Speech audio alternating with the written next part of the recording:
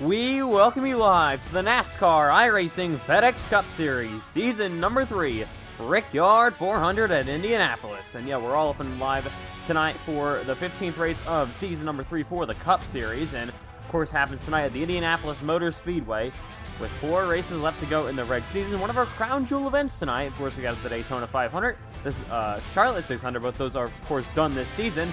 And upcoming for the rest of the year, you got tonight the Brickyard 400 and then the Southern 500 in the playoffs. So, of course, the famous Indianapolis Motor Speedway, the most famous racetrack on Earth, going to play host to tonight with 4 races left to go in the reg season. Of course, there's a big playoff battle coming to that. We'll get into all of this in the warm-up session, of course, and other stuff like that. All right. Welcome live to Indianapolis. Of course, there was no Xfinity Series action last night. There's going to be no lobbies either, so it's just a one-day show for the Brickyard. Tonight, the Brickyard 400 at Indianapolis for the Cup Series, the 3rd running of this race. In season number 1, our winner was Jacob Quill, and in one of his part-time starts. In season number 2, you have your one of your NASCAR iRacing FedEx Cup Series champions, Matthew White, winning. Who's going to take it home in season number 3? We'll have to find out tonight, as we're going to head to the Indianapolis Motor Speedway in just a few moments, and we're going to welcome you live. Alright, so we're going to have Cameron Chandler joining us in the booth, as always, one of my co-commentators. Then we're going to have a couple of other in-race reporters. We're going to have Ashton Miller, Cole Clausen popping in from time to time.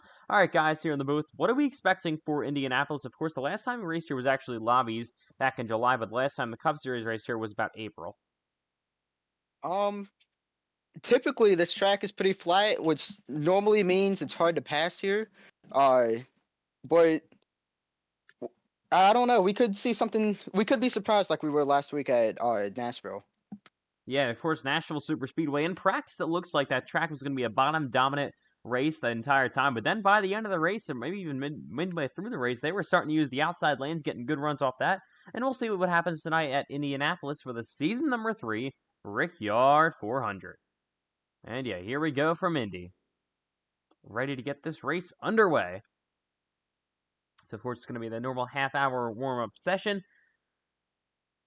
Then we'll head to the track once again for the 2-lap qualifying session for all drivers. And then we'll finish it up, of course, with the 80-lap race, 208 miles tonight at the rectangular-style Brickyard.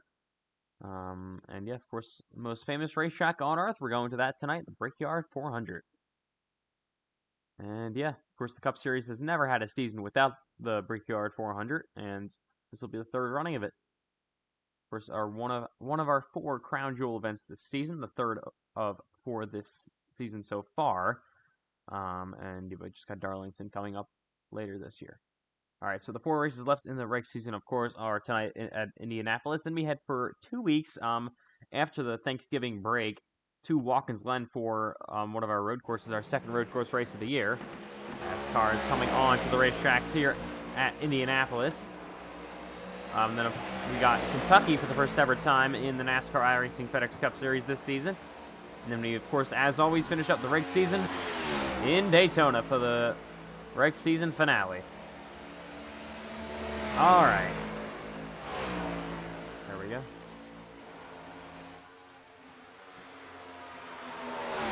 We welcome you live to Indianapolis Motor Speedway.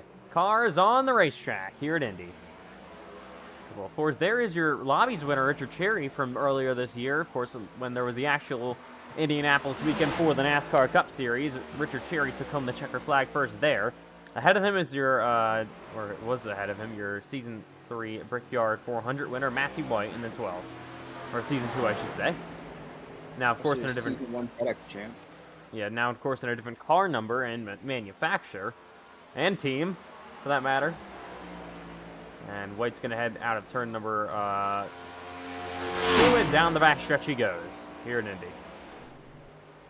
Did hear some rumors that Matthew may also be changing his car number once again.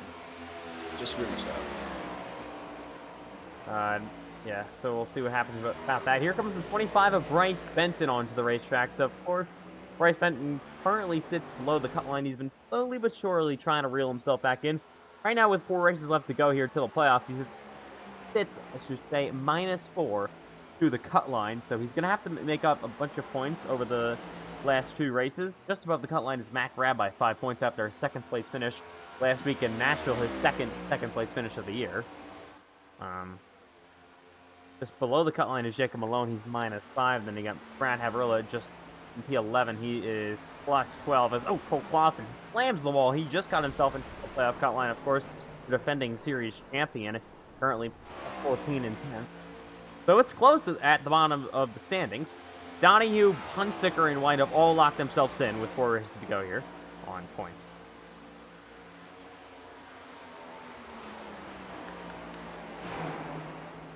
Here comes Cherry through 3 and 4. Behind him is the 99 of Payson Lindsay. He's had a good year. Hasn't been the performances he's wanted as of late for Lindsay, of course,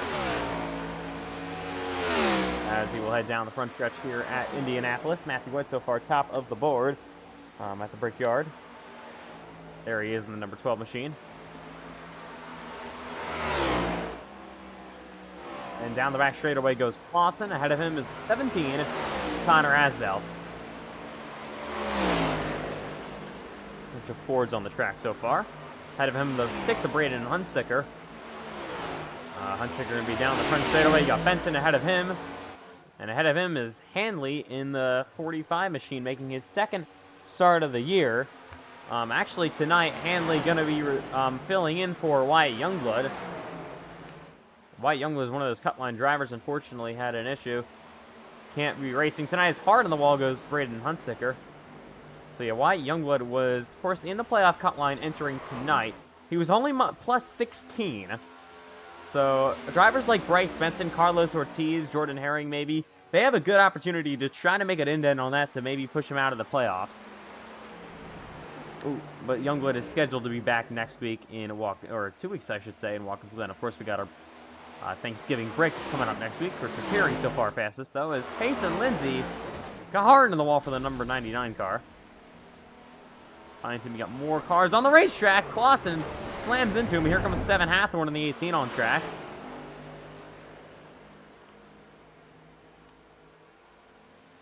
And his number 18 Toyota Camry.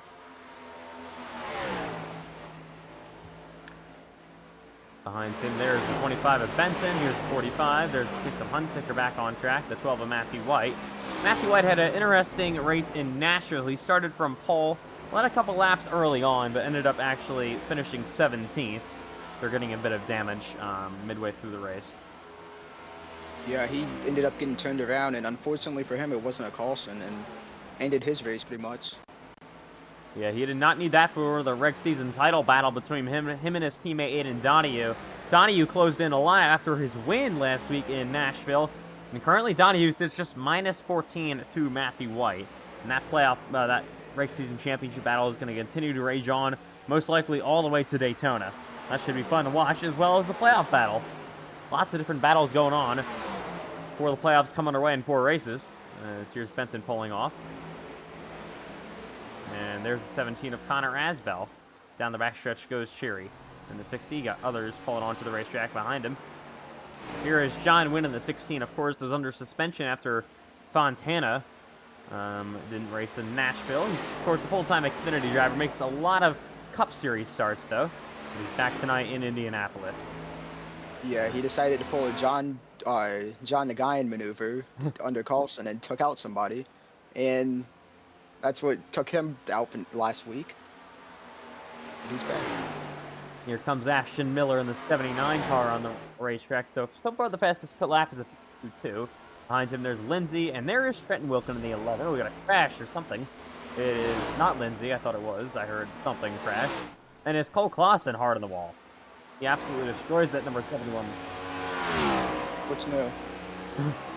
Yeah, usual practice session stuff for Cole Clausen. Yeah. I'm honestly surprised MNF hasn't gotten to this. Here comes your winner, the last Aiden Donahue on the race. 24. Ooh, Wilkin very loose down there. He's almost in the wall, and he's sliding. And here are your Xfinity Series championship battlers from last season. Of course, they had such an incredible battle all year long, and now they both go through the grass here in the Cup Series. from Jeff Gordon's 2014 win here for Donahue. A bit of a throwback going on. Here comes Carlos Ortiz on the racetrack. It's been an amazing last 5 or so races for Ortiz. A bunch of top 10 finishes, a top 5 last week.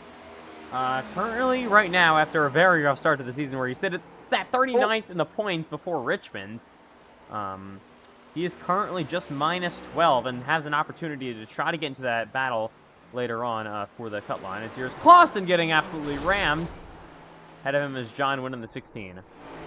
Oh, one car going by as well. It's the 6 of Hunsaker. All right. Here's Win on the bottom.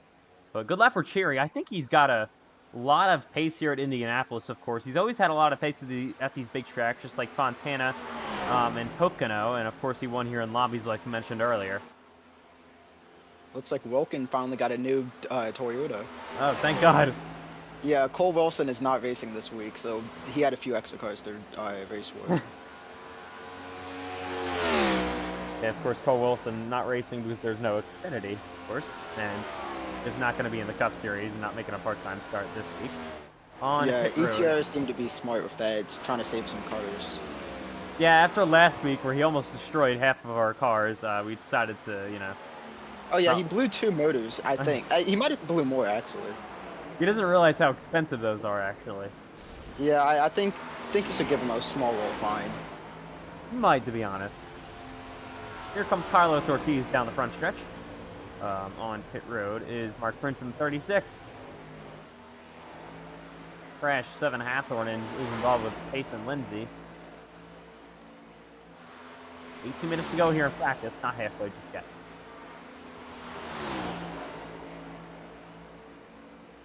There's Miller down the front. The thing I have to watch out for tonight is these cars really shifting through certain parts of the racetrack. Let's try it on the wrong beat.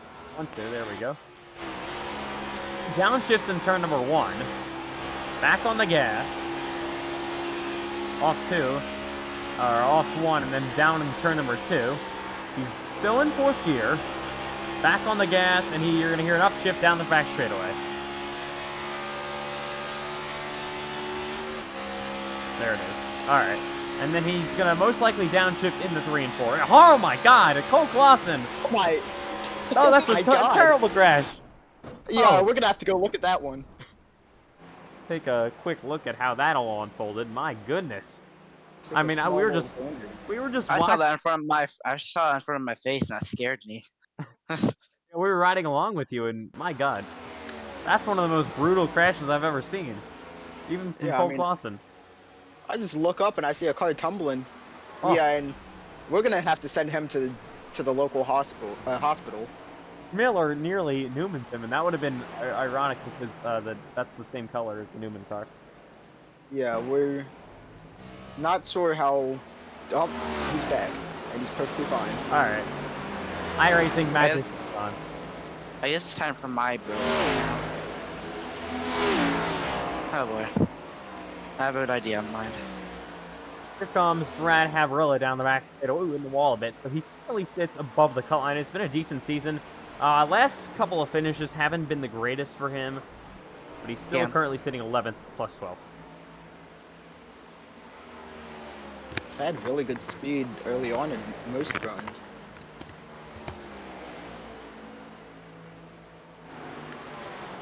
Here is Hathorn down the front straightaway once again. Oh, okay. We have Miller wrecking in the pits. Yeah, we'll just cut the cams. We didn't see that. I got a better morning story. Oh, Connor Asbell, hard on the wall. Not as hard as Cole Clausen, of course. One of the few starts from Asbell. Yeah, of course, finished 2nd in the Daytona 500. Typically in the Buford cars. Not for this week, though. Yeah, he decided to abandon us. He's a full-time Xfinity driver, of course. Hey, last time commentator raced, they won, so maybe Connor can continue that. Here is Matt Grab, your 2nd place finish from last week. He has 2 2nd place finishes this season. And of course, like I just mentioned earlier, sits plus 5, I should say, in the cut line for the playoffs. And I think he's got a very good opportunity to try to contend for another victory tonight. Yeah. Spectate me. I don't have a camera set up, so I have to do that real quick. Oh man, I missed. Here is Nolan Crane in the 9 machine on the racetrack. You got a bit of a mess down here. A couple Toyotas. Hathorn is going to go around on the backstretch. You got a crash or something up here. It's the 25 hard of the wall. Ahead of him is Dylan Banks in the 88. Led the most laps, won the halfway break in Nashville last season, but unfortunately ended up being hard to the wall head-on in a crash with Payson Lindsay. That took him out of the event. And after 4 top 2 finishes in a row for Dylan Banks, he has just not had a good time at all as of late. I believe no top 5s since Martinsville. He has a top 10 in Charlotte. That's just about it for the top 10s as well. Here's Crab to the line. Now across it, he goes 17. Here's the 11 of Wilkin. And you got a 99 stopped. The Prince and Hathorn back on the racetrack here. Here's Haverhill on the backstretch in the 50 machine. Just over halfway in practice. Of course, this is one of the longer. It is actually the longest oval lap that we'll have in the Cup Series this season. 52 seconds to the top of the board, top of the board so far. Besides road courses, these are the longest times you'll get here in the Cup Series. Again, not counting road courses. Yeah, 80 laps. Halfway break, of course, the end of lap number 40. You got a car in the middle of the racetrack. It's Connor Asville. He resets just at the right time. Typically, 80 laps is nothing for these guys, but with how long this track is, and how long the streaks are, you will get worn out quick. Yeah, it's going to be an interesting one tonight. Could be a race of attrition. We'll see. It has been the last few years. Here comes Lucas Lewis in the 73 onto the racetrack.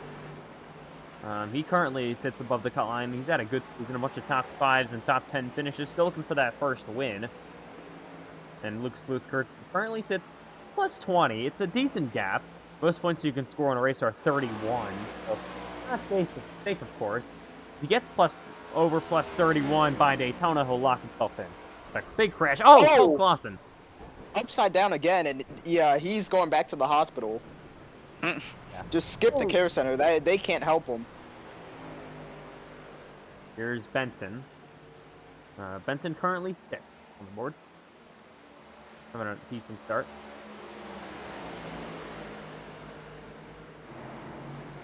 Here comes Wilkin back on to the racetrack. Got Lindsay and Asbell down on pit road. Braden Hunsicker catching up to Matt Grab, who's only up to 16th so far. Oh, Hunsicker. Going around into the wall.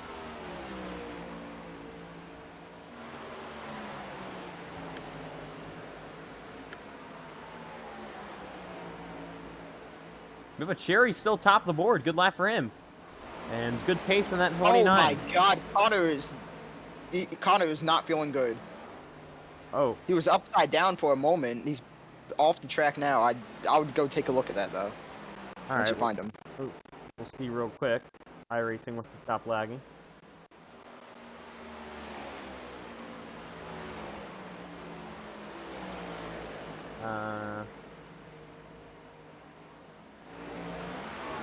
Take one quick look at this. Here with Connor Asbell. Oh boy. Oh, He pulls a Clausen right in front of Payson Lindsay. somehow Payson Lindsay was not involved. Yeah, honestly surprising from him. He normally likes to crash. I guess he didn't see a pit barrel and he didn't feel a need to. And he's upside down again. Big wreck once more. And here comes Carlos Ortiz on by.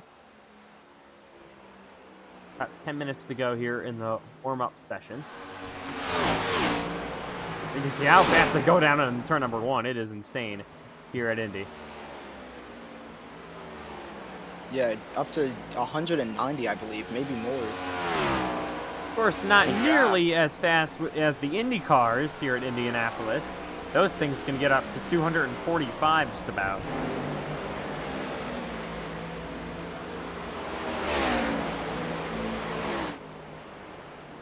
Here's Wilkin. Yeah. 190 in the turns, all the way down to 150. IndyCar's just flat out here somehow. They have so much downforce and grip. Cavarella gets loose, and down the front stretch he goes. Oh, boy. We have a wreck in turn 3. Oh, it's Asbel in the wall, and Hunziker as well involved. Man, Asbel must not like his car. Oh, car's getting loose. It was John Wynn, first of all. Oh, and he does not save it. John the guy has not learned how to from his suspension, apparently. And, oh, he's going to take out Matt Grab. Yeah, he's going to pull a Bryce Benton right there. Here is Ethan McMillan in the 70 car on the racetrack. Been kind of a rough season for him. Not that many great finishes. Currently in the playoffs. I think, was that Clausen? Yep. Yep, that was Clausen. Oh. Oh my god, we just had someone kill the pit bull. They did. Brad Hybrilla just went head on into the pit wall.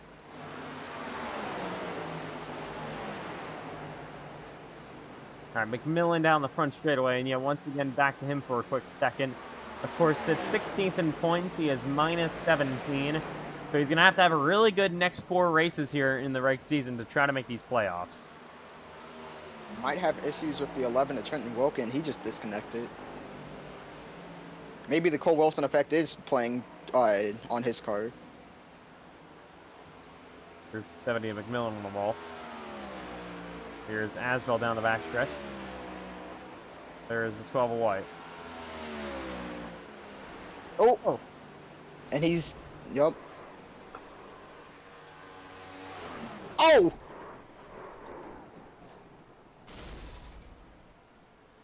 Hard, and the wall goes White. When he stole. AMR safety team has not picked him up yet. Oh, Clausen!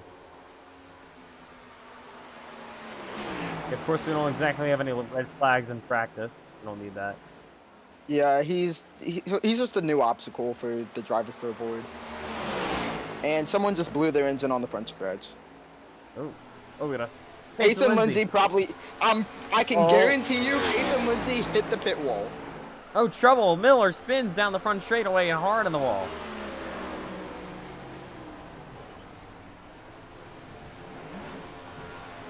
All right.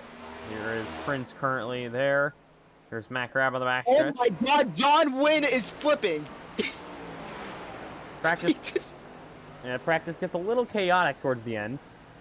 Yeah, John just flipped about 8 times. He also hit the pit wall. The pit wall has been claiming quite a few lives recently, apparently. Here's Hanley down the one. You have her left through the grass currently. Yeah, these guys are just trying to find new ways to set flyers. Huh. This is all like just a serious practice.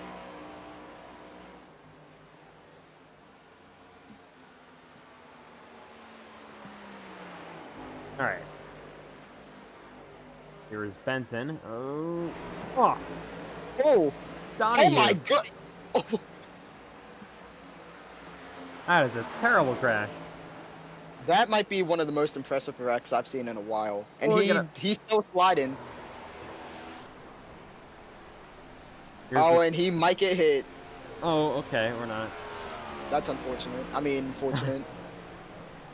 Oh, here we go. Oh, this one's gonna do him. Nope. Okay.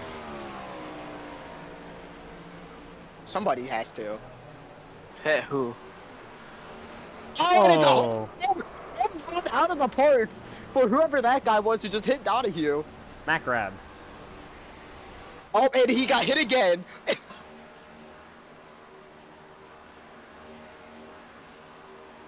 My goodness. That thing still drives. He can continue. Oh, it's big trouble. Yeah, they're still going. Payson Lindsay's absolutely destroyed. Cam. Yeah. I'm gonna do a Clausen dude. Oh god. Yeah, let's get a Let's get a camera on Miller. Oh, okay.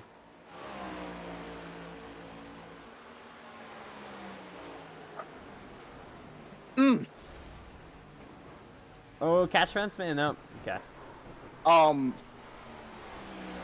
Someone flew 20 feet in pit road. Oh wait, no. We already saw this. Okay, never mind. I don't know what they're talking about. All right. Oh. Never mind. Connor Asbell hit the pit wall and flew.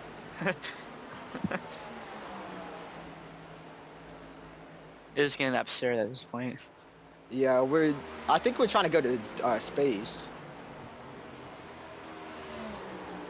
Ooh, John Wynn is sideways. It's loose, and he is. Oh. Okay. iRacing physics at their final.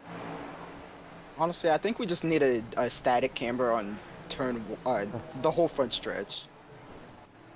Just leave that there for quite a while. See what the fans are looking at.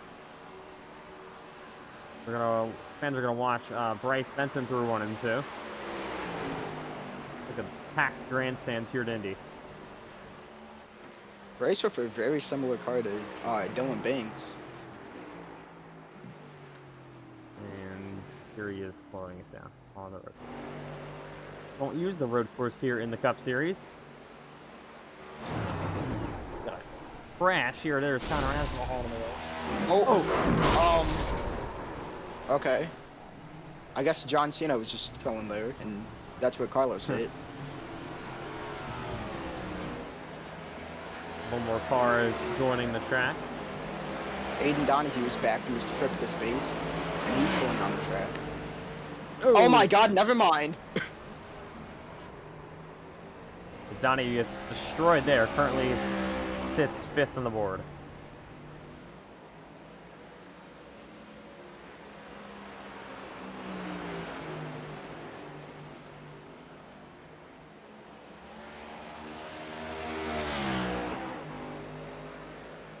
All right. Oh. 2 minutes and 30 seconds left. We got another parking lot on the front stretch. This is gonna be bad. I would keep. Oh, Connor just jukes nothing out, and he's wrecking. My God. Oh, Clausen basically missed him somehow. That's something he usually doesn't do. Yeah, improvement from Clausen. I guess Fiss and McMillan weren't happy with the damage he's caused already. Might have already exceeded the budget. I'm pretty sure their budget was created in preseason Thunder. Yeah, but I think they set new budgets every week, and I think they try to. That was a miss. That was a complete miss. We've got issues on the front stretch again. The same. We got two. Okay, never mind. They're all clearing up, kind of. They're being absolutely cleaned out down here. Yeah, we gotta. Payson Lindsay is still sitting there.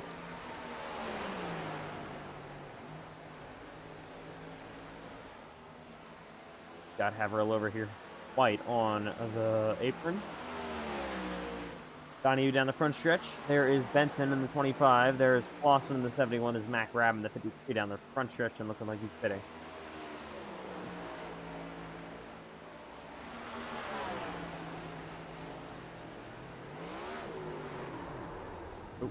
Oh, we're gonna have a collision. Oh, Clausen is flipping. If iRacing would just stop lagging, I don't know why it does that. Okay, but oh my God, Bryce Benton just got murdered. Oh. Yeah, this is bad. Yeah, it's the end of practice. 30 seconds to go. So I mean, usual stuff here. I think some of these guys are practicing for what they'll do for the race. John Agayan probably practicing to wreck. Yeah. Usual Payson Lindsay practice as well. Yeah, Payson Lindsay. Well, he was on a top 10 streak for a while, so he has a chance not to wreck. Oh. And Cole Wilson might actually be racing. course he is. Yeah, so I guess Wilkin gave up his car for Wilson for some reason. Yeah, we gotta. I don't know what's going Interesting on. decision that EGR. I don't know what's Okay, going on. my time to head out. Not really sure what's going on in my garage stall right now. It's, Yeah, clearly you don't have any control over this. yeah, I don't know who's controlling this. Must be Sippin' Hathorn. Alright, here we go. Cars on the racetrack for qualifying.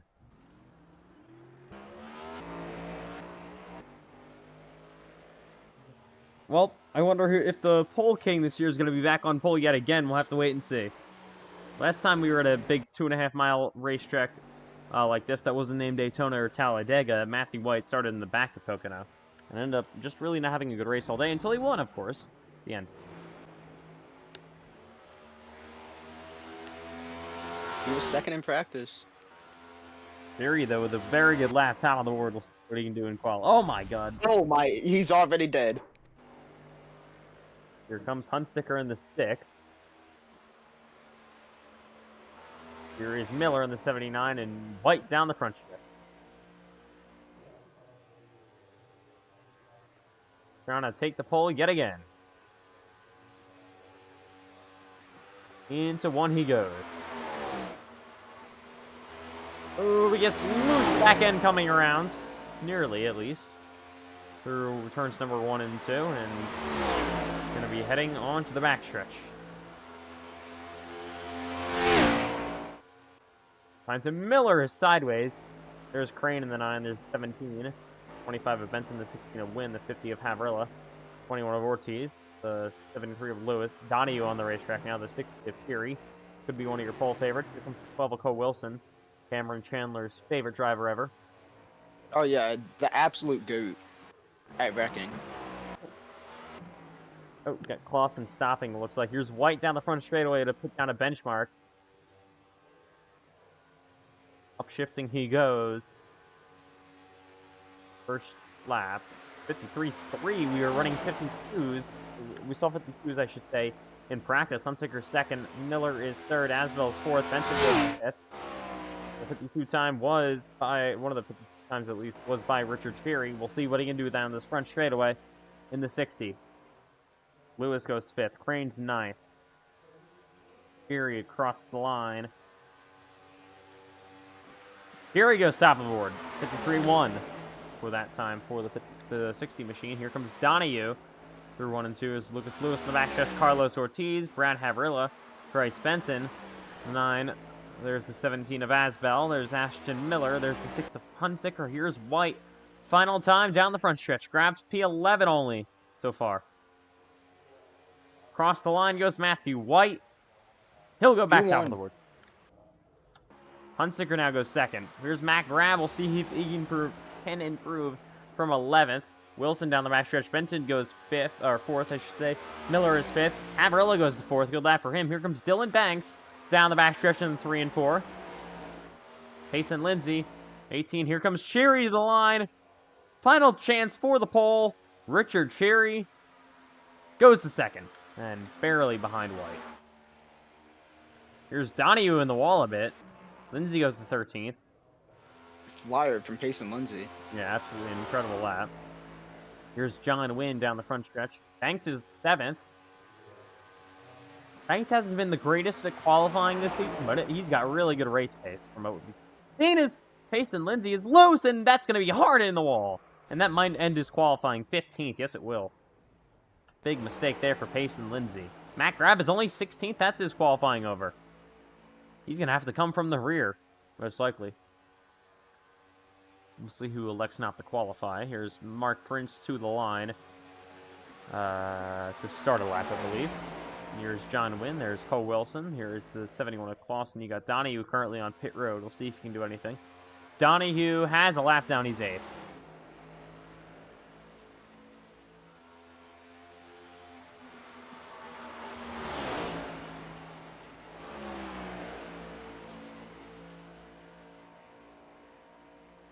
Here comes Wynn in the 16 down the front straightaway. Wilson is, I should say, 11th. He is now done. Here comes Wynn across the line. John Wynn backs it out. He is 14th place.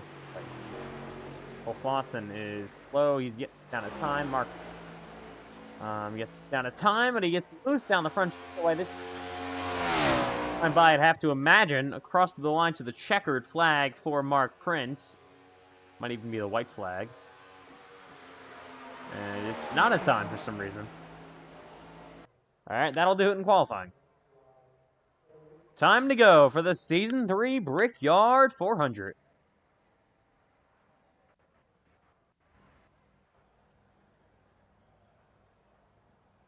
As we welcome you live to Indianapolis Motor Speedway. For tonight, the Season number 3 Brickyard 400. Alright guys, 80 laps tonight.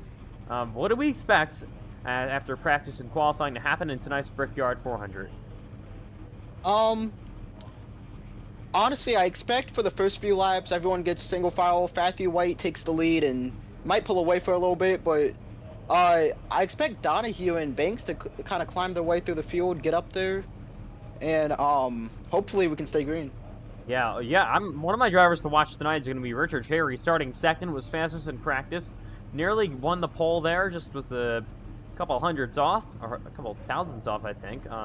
Was really close to the top of the board. He'll be starting on the front row, so 2 Fords in the front row. You got a Toyota and a Chevrolet, or a Ford lining up in row 2. The first Chevrolet is Bryce Benson in 6th. Then you got Dylan Banks 7th and Donahue 8th. Miller 9th. Asbell rounds out your top 10. You got the rest of your top 20 on the left side of your screen. All right, but yeah, once again, it is the 15th race of the Cup Series season. 4 to go in the reg season. Here at Indianapolis, we're just about ready to go. Be right back.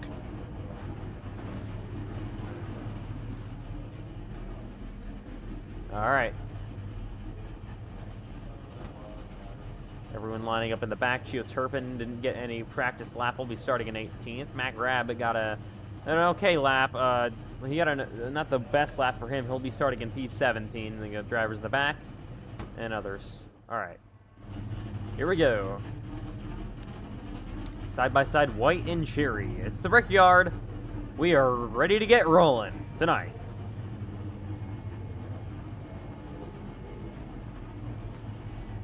Pace car rolls off the front straightaway. One of the few tracks that you actually start on the front stretch here in Indianapolis. As you can see, packed house here at the Brickyard, ready to watch the season number 3 Brickyard 400. Let's get it rolling tonight. Welcome in live to the Indianapolis Motor Speedway.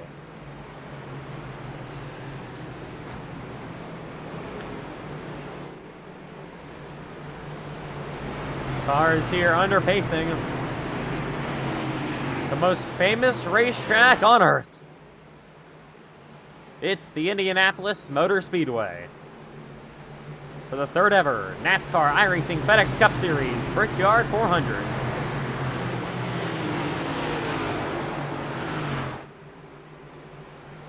We are ready to go green.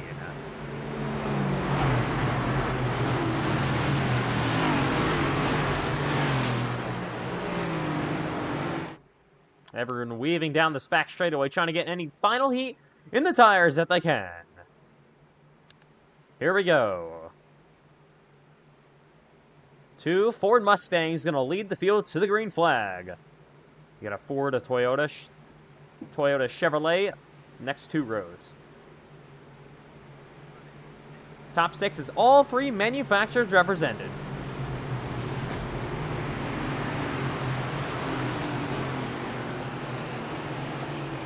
Let's get it rolling in Indy. Hathorne there on the apron. He's going to pull back in line and be all set for the green flag. Your season number 2 winner of this race, Matthew White, going to be starting on the front row, and then Richard Cherry, a winner of lobbies at Indianapolis. So 2 winners here at Indy in the league, starting from the front row. One of the crown jewel events in the Cup Series is just about to be underway. Pace car makes the hard left turn to pit road. We are just about to go. The season number 3 Brickyard 400 at Indianapolis Motor Speedway is underway. Oh, Cole Wilson already dived out of line. That's going to be a penalty. Yes, that will. He'll have to go to pit road as they head down into turns number 1 and 2 for the opening time. Wilson down to the bottom. Yeah, Wilson down to the bottom, of course, and he's going to have to come down pit road as Donahue gets in the wall a bit in the back as they continue to shuffle around for position up front. Time down the back stretch they go. 3 wide action for the lead. It's now Cheery ahead of White. Just got the lead down the back stretch as they're pulling out a line behind him. White in the back over the 60. Haverhill is side by side with Hunsicker for 3rd. There is the 18 of Hathorne getting momentum from the top. He is now side by side with Dylan Banks, who's trying to make up positions. Bryce Benton in the battle as well. Donahue back to P11. Not what he needs currently for the regular season battle as Wilson's going to serve his penalty down there, as you can see him coming down pit road in the 12 machine. That's going to be big, costly for Cole Wilson, as now leading the first lap is Richard Cheery across the line. Yeah, Cole Wilson had a typical skill issue, and also apparently spread in the pits, and now he has a hold. Oh, trouble! Gio Oh! Turpin. Not really, well, he's blinking out. I'm not really sure where his car just went. Okay. Don't know what that was, but he's not really sure where he is. There he is. Now he's destroyed in the 84. That must have been something broke on his computer or something. That's bad luck for Gio Turpin. As you got Haverilla and the 6 of Hunsicker side by side.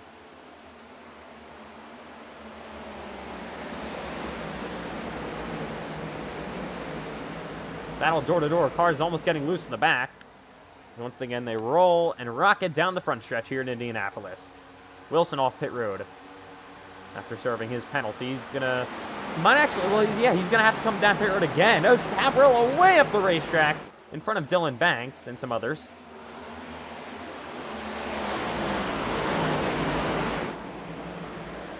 And here they go once again, rocketing down the backstretch. Haverilla on the back bumper of Hunsicker.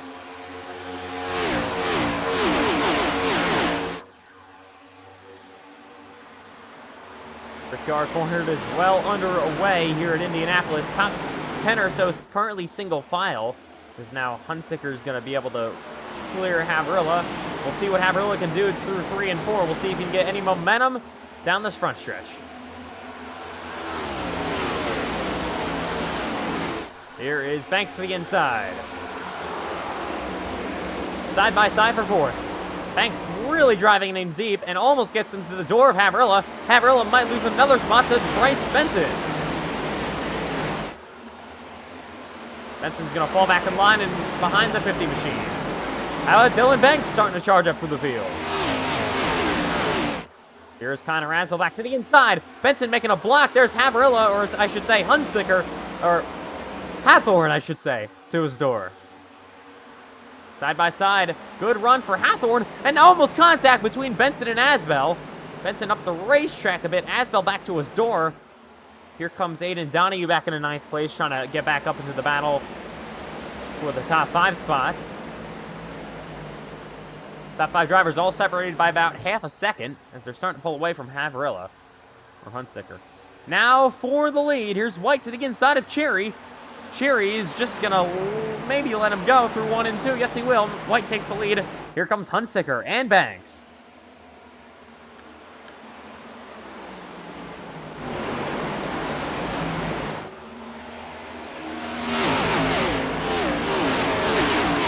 Lap 5 currently underway here at Indianapolis. You can see in the back, Mac Rabb only up to P16 after starting in 17th. Here comes Hunsicker to the inside of Cheery.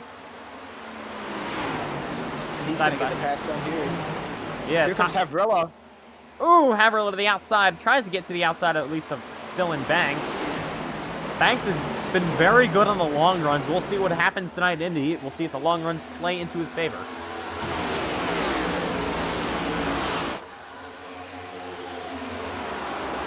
I believe Turpin is retired. I'd have to imagine. Yeah, that must have been some sort of issue, and that's going to be out. Yeah, that's second. I believe that's the second, first lap incident for Turpin. So unfortunate for him. I believe that's his first race back in his suspension. Lucas Lewis and Nolan Crane, a door-to-door battle here for 13th position. Really going at it, and here comes Payson Lindsay, currently running in 15th behind them.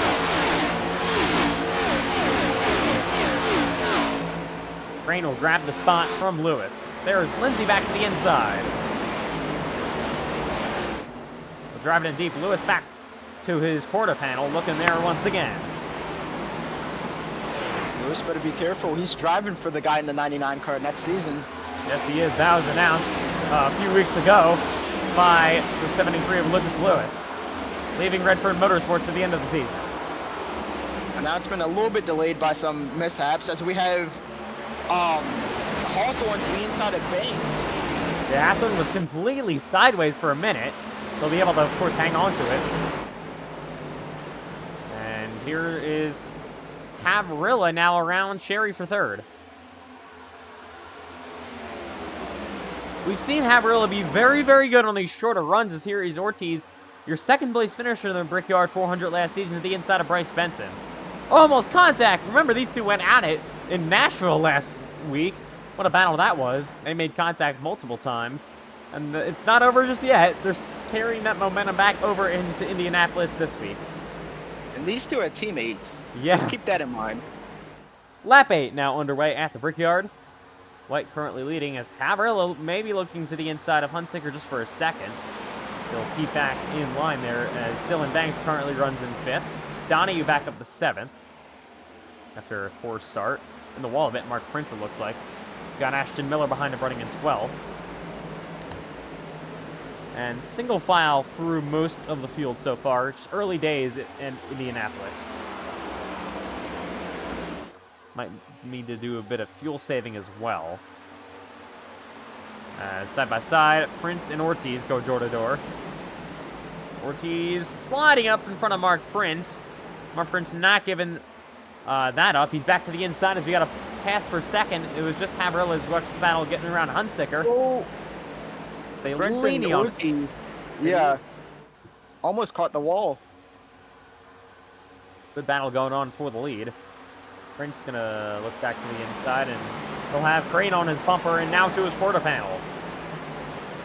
Crane had to stomp on the brakes, otherwise he would have turned Prince there. Now up front, Havrilla starting to close on Matthew White with the lead.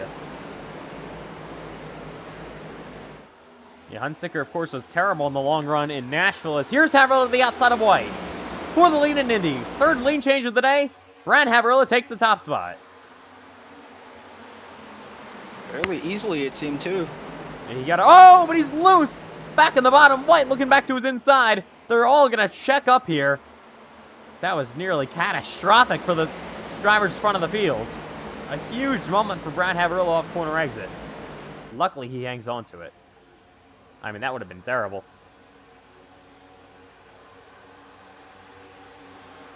And Hathorne to the inside of Banks. 10 laps in at Indianapolis so far. 31 to go till the halfway break, so still a ways to go till then. Side by side once again, as they're going to be down the front straightaway. Havrilla trying to pull away. Donahue on the bumper of Hathorne.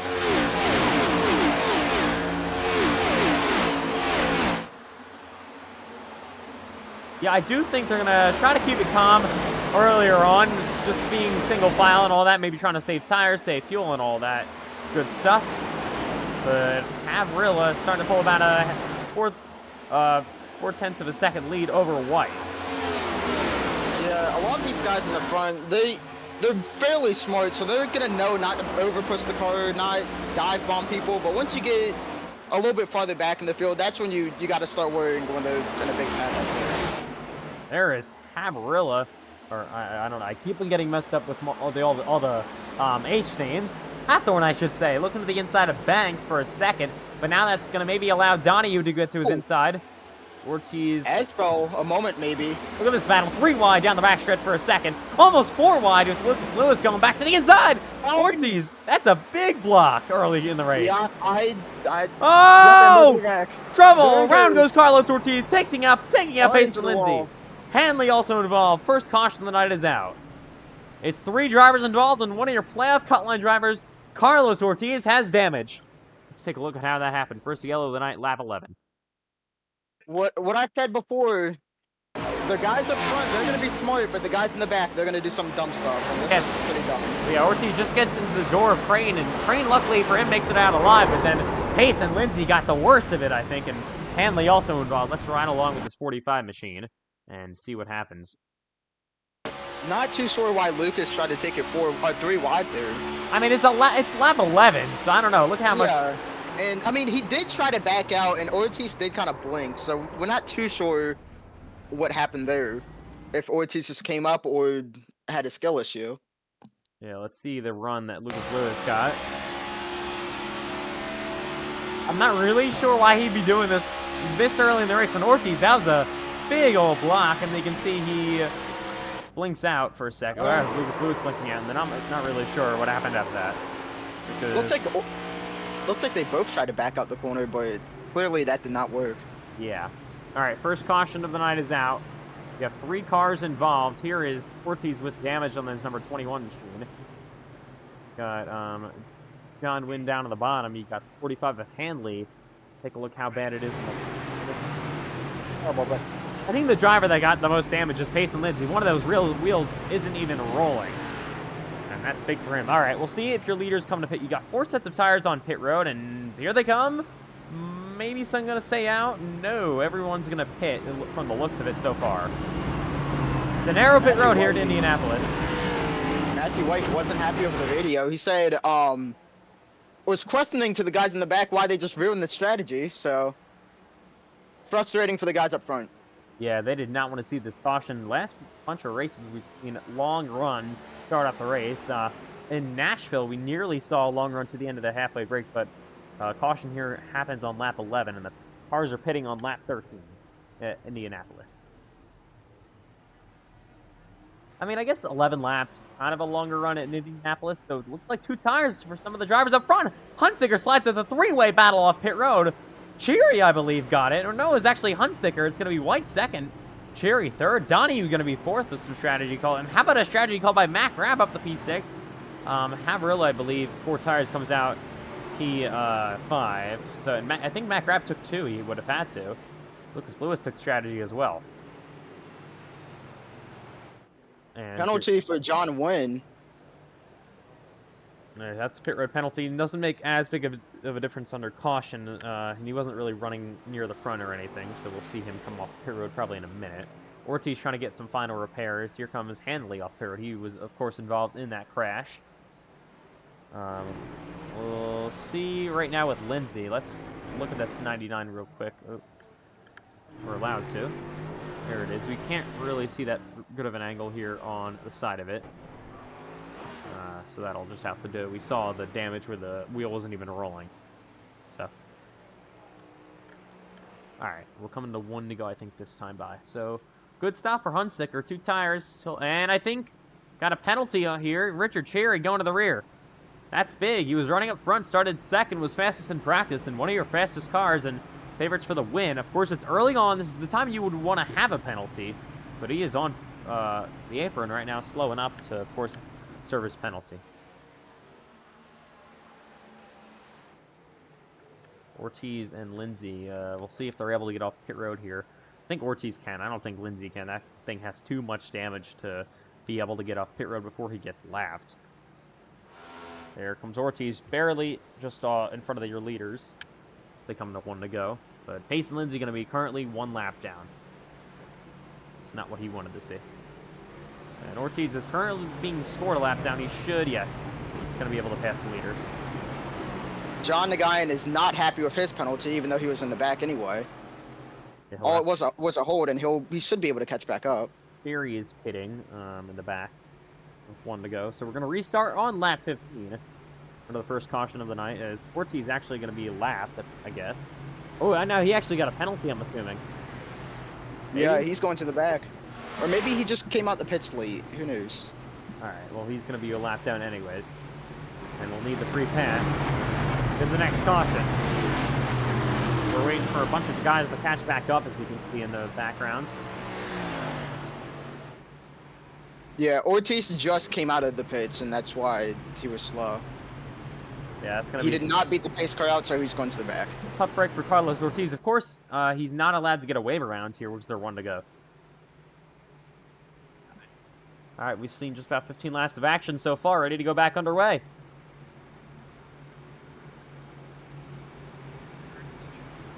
Here we go. Hunsicker and White on the front row. Of course, 2 tires for the first 3 or 4 cars. So they get the leader off pit road was Havrilla.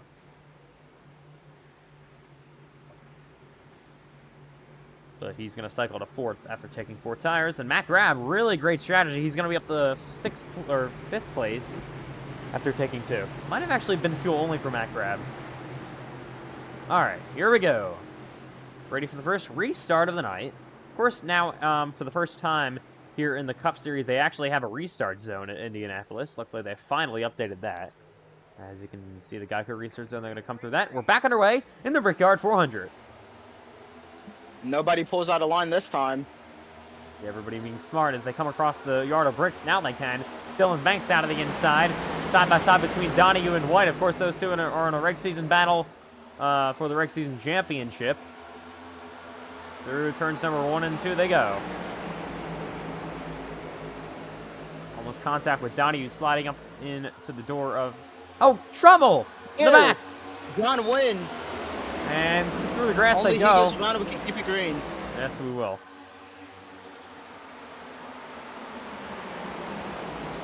Side by side, White and Havrilla. Havrilla on 4 tires, drives it back to the inside, and takes 2nd away.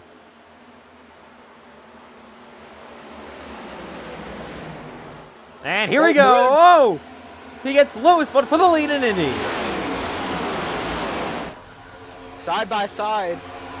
Havrilla will lead this lap, and he might get clear coming out of these 2 corners. Yeah. White's going to pinch hard. He's not going to be able to stick it. Havrilla clear. That's not White. That's Hudson. And Braden Hunts are going to have to back to 2nd place. And back to the lead is Brad Havrilla as here comes 7 Hathorn. Go to here on the short run so far. Up to 4th, maybe even 3rd on the back bumper of Whitey goes.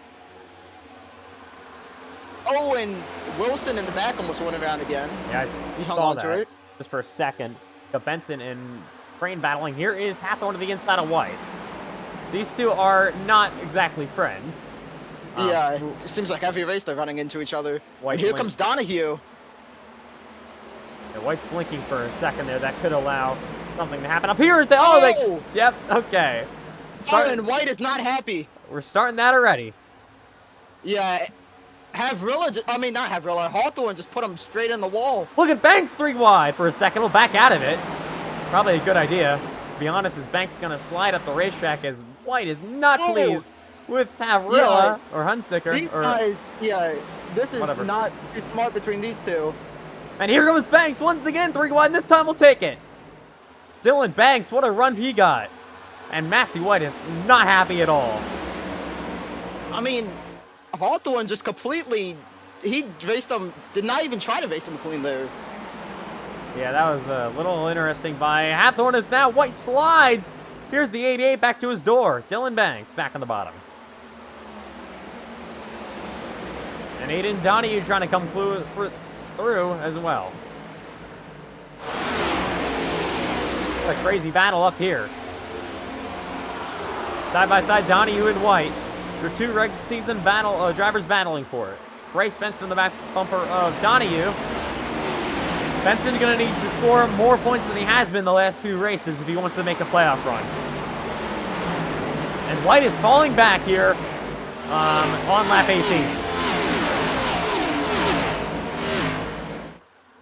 Lucas Lewis, oh, this is too familiar. Lucas Lewis 3 wide on the inside down the backstretch. This time we'll back out of it. Contact between Asfel and Crane. Lewis seemed to learn from the first yellow. Ooh, in the wall goes Nolan Crane. Matthew White back to 7th. As we'll see what Asfel can do. He's blinking Ben. And Havrilla currently has about a 0.6 of a second lead. As here is Hathorn almost looking down to the inside of the 6th of Hunsicker. All the H's up front. Another guy I don't believe Hathorn's too happy with. We'll see what he does. That's an aggressive move back to the inside to try to take 2nd place away. This time they're not going to bang doors. And a clean pass by the 18. Here comes Dylan Banks. Here comes Banks. Yeah, Huge run from Banks. this 88's one to watch tonight. Aiden Donahue trying to come up here as well. Hunsicker may be losing positions just like his teammate in the 12. Matthew White is they're going to get bottled up just for a second.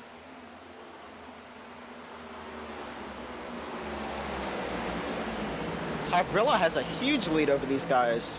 About over a second at this point. Largest lead we've seen all day. Coming to lap number 20 at Indianapolis. 21 to go till the halfway break.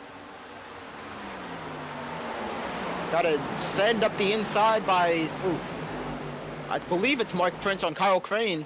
Nolan Crane.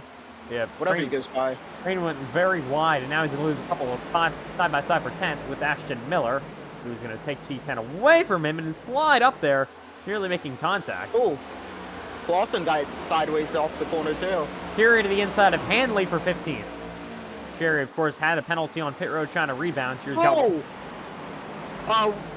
Mark Prince just completely muscled Connor Asbell. And he'll make the position. Connor's not going to take that, though. Here's Crane. Got the 79 and Miller on his bumper. Hathorne's starting to run down your leader, Havarilla.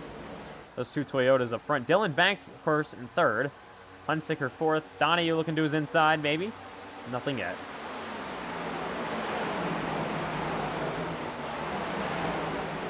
Side by side, McMillan and the 60 of Cheery for 15th. Or, sorry, 14th. And Cheery will get that spot. McMillan falling back on the outside once again. Ooh, oh, he got caught there. And now McMillan going around in the wall. And Wilson's got to be careful. And McMillan looks like he's going to let him go. How much damage will that give McMillan? Yeah, that's probably some real damage knowing this car. Havarilla's We'll see if he comes in. Havarilla's starting to lose a bit of time to Hathorne up front. Mark Prince just made a pass on Matthew White. And here we go to the inside goes Donahue on Hunsicker for fourth. Hunsicker might let him go here. I believe he did. Oh, and we had a bobble from Nolan Crane. Crane is He'll losing. gather it back up, and he'll lose a ton of time. Oh, Benson to the corner panel. The 6 of Hunsicker gets him loose off corner exit. Hunsicker hangs on to it. Aggressive racing down this backstretch. Mark Prince, though, trying to get in this battle. He's on the back bumper of Benson. Might have given him a little tap going into 3. Benson now almost gives the bumper to the 6 of Hunsicker. As here is Prince. Oh. Right, okay. Contact. Yeah, these guys really want to use each other up this race. Side drafting down the front stretch they go. Benson is nearly clear of the 36. Ooh, Benson slides up the racetrack. Prince should be clear here. Benton might be able to cross over. Don't believe he will. He seems a little tight. Here comes Asbell. A good battle just inside the top 10 back here. And then you got a battle for the lead. There it is. Battle for the lead. Here comes the 18. Havarilla is struggling. Oh, yeah, he Havrilla with a huge slide off 3. And remember, Havarilla just took 4 tires. He has worn those things. Remember, he got out to a second lead just like that. And that is just, I think, the worst thing he could have done to his tires. Yeah, he's been really fast on the short run, but the long run, not so much. Looking like Cole Wilson in Xfinity last season.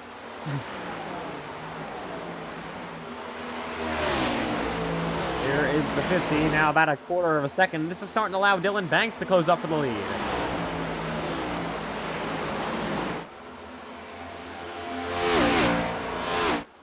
And of course, we saw the same thing with Havarilla in Nashville last week, where he was very, very good on the short run and then just lost a lot of pace in the longer run. As here is Mark Prince to the inside of Hunsicker.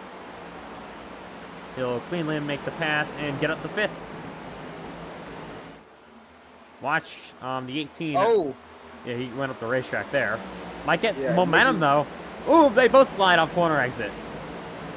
And Yeah, Banks and is these closing guys it. are- Oh! Good. Miller! What a save by Miller. I thought he was about to pull a pace of Lindsay. Oh my And we God, got what a- huge block. What a block by the 50 of Havarilla. And my teammate. The I 18. believe. No, not. No, they're not. Oh, okay. Well, I don't Many- know what team Avrilla's on. Legacy. Oh, okay, yeah, they're not teammates. Toyota teammates. Hawthorne takes the lead, and he did not give up there. He was not taking Oh. that. Avrilla, though, he got to run. He's going to get to the outside, maybe the inside if he wants. And watch Dylan There it Banks. is. Dylan Banks is closing up to this battle for the lead, with them just not giving each other any space. And Banks is going to have the fresher tires. These guys have been sliding all over the place, pushing up the track. And Banks, he's just been chilling and watching this. Dylan Banks looking for his second halfway break win in a row, but here we go. The 50th Haverilla not giving up just yet. Trying to look back to the inside of the 18. He can send it right here. He has the nose in. He will back out of it. Hawthorne's going to chop him. He's going to Oh. slide up the track now. Here comes Avrilla. To his quarter panel. He's there. They're side by side through two. And here comes Banks. Banks is going to have a huge run on these guys. Almost contact. Where's the 88 gonna go? Oh! I saw that in the back. Of the field. Yeah, I believe that was Connor Asbell. It was Connor Asbell. Got sideways. He saved it. Dylan Banks gives a huge push to the 18, gets him clear. And they're Oh! both off the racetrack. Here comes the 88 of Banks. He'll take the lead. Huge save from Hawthorne. And now they're And side by side for he's second. clear. What Two a- Toyotas just lost themselves the lead. But what a move by the 88. They're still door to door for P2 now. Dylan Banks moves over. Mark Prince has gotten into fourth. And those two Toyotas, they're still side by side in the one. What a battle here between these two. They're starting to get sick of each other. Yeah, they cannot be happy. Haverilla is gonna clear up off corner exit. And Yeah, Dylan but Banks. Hawthorne's willing to let it up. Dylan Banks not pulling away either.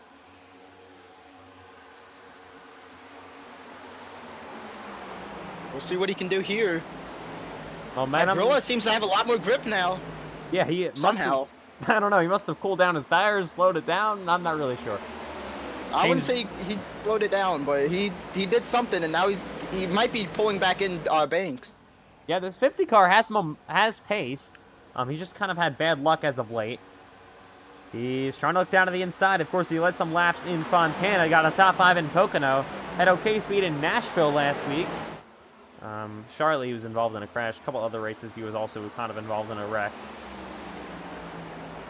He ended up not making the Clash earlier in the season. That's a huge loose moment by the 50 of Haverilla.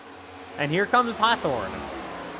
Yeah, that looseness in his car, it's helping him in big block, but it's helping him through the corner, but on exit he's just way too loose. The 18 is definitely not happy with the 50. I'm surprised he can keep fighting with him with how loose he is. He might end up taking himself out. Drifting that whole corner, it looked like. Almost contact. There is contact. Yeah, the 18 of Hawthorne is not happy at all with Haverilla. Honestly, these two might need to back it off. Everybody. To be honest, they Another big block back in the field. They're 3 wide. They're back out of it. it is chaos back here. Oh, in the wall goes the 18. When do we see the 18 use the bumper? We know he definitely will do it. I mean, the bumper in Indianapolis isn't exactly the most convenient thing for everyone behind. Oh, that's through the Oh, he turned him! Turns him! in the wall goes the 50 and back up into caution. Put it out. Ooh. Everyone just gonna avoid at the last second. I mean, he was blocking really hard, but that was incredible. How did no one hit him? That's actually insane. Thank God. Let's take a look. My God, they were just going at it. We knew it was only a matter of time.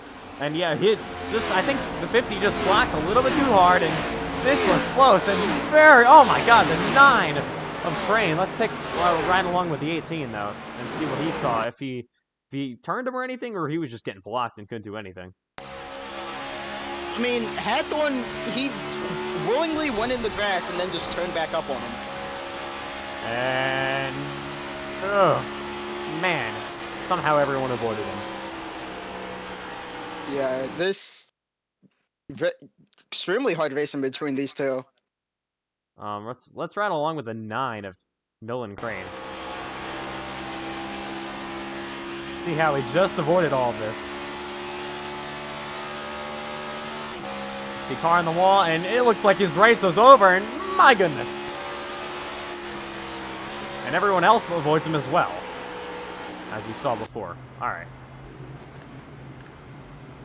30 laps in, Dylan Banks has the lead. Oh, they're not happy with each other. And no, that was the 36. They're kind of getting him back for his teammate in the 18. Haverilla must have started door slamming him or something. Let's take a look. That was on. Yeah, So Havrilla gave Hathorn a little something. Didn't hit him. Oh no, he definitely did hit him. Oh, maybe not. And then yeah, now. No, yeah, he does. And then for some reason Prince feels the need. He needs to get involved. They are teammates. Prince and Hathorn is. Here we go. We got split decision on pit road.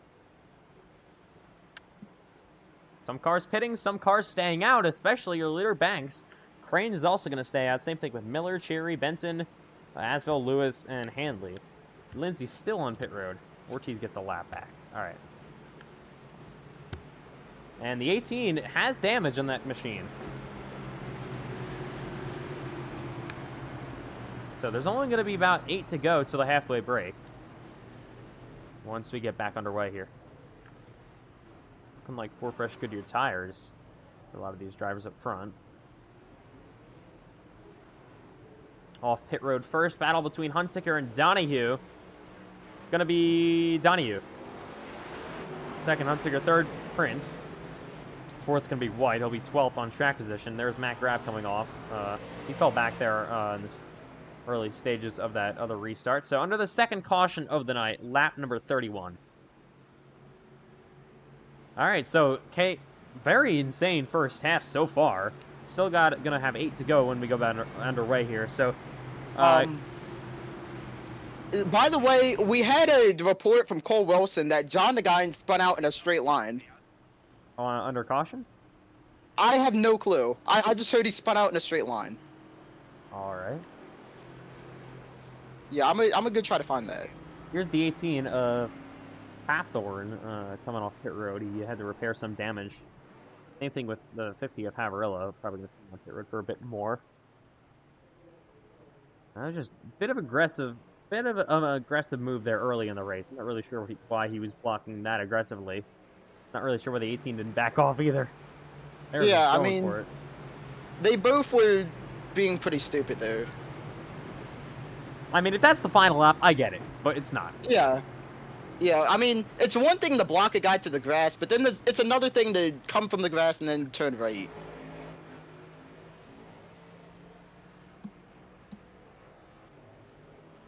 All right, we'll see. Yeah, this is not going to be good at all for Payson Lindsay. He is still on pit road. I think he's about. Oh yeah, he's pretty much given up. He got out the car and he's having dinner currently. That's a true story too. I'm not even making that up. Ortiz just got his lap back, and now he's going to be another lap down. Oh, the 99's engine just blew under pit road. Okay. I'm so glad we saw that. Thank you, Payson. And unfortunately for Ortiz, he somehow got a penalty. Oh, that's gonna he's gonna now be worth a lap down. Leave Lindsay not retired just yet, but that's gonna be over for the most part for him. All right, we'll see how Dylan Banks is able to pull away here. First car off pit road was Donahue. He'll be restarting 9th. Top 8 all stay out. On older tires, you're ready to try to finish up the second half of the first half. So waiting for a bunch more cars to catch back up in the rear. All right, so Ortiz going to be once again a lap down after getting a penalty. He's back on track now. Yeah, he's going to make sure he doesn't get a penalty under the halfway break. And Payson has come back from his dinner to discover that his car has blown an engine. It just blew up about a minute ago. Oh yeah, that was incredible. I guess he left it in gear and he wasn't supposed to or something. Or maybe it's just the normal Team Chevy Motor Club engine. No, our engines are pretty good. We normally win. We share engines with Highline, so. So they're illegal? No, they're legal. They're perfectly legal. Did they go through tech? I mean, they're on track, so they clearly made it through tech. By the way, Nolan Crane is in second. I don't know how that happened. I wasn't paying He stayed attention. out. Oh. All right, here we did go. Banks, yeah, Banks also stayed out. Interesting call. Yeah. Yeah. All right, back underway at Indianapolis in a great. right, Oh, Benton! Oh, this is gonna be And they're bad. back Crash in. to the front straightaway. We'll see if they can get it going. Are we gonna keep it green? I guess we will. Okay. Yep. Okay. Oh, cost is out. Oh. All right. Well, that's why did. Okay, that's pretty stupid. That did not need to be a caution when they all got it back going. Braden Hutziker is not happy. He's still trying to prove some of the haters wrong, and then gets unfortunate. All right, let's take a look.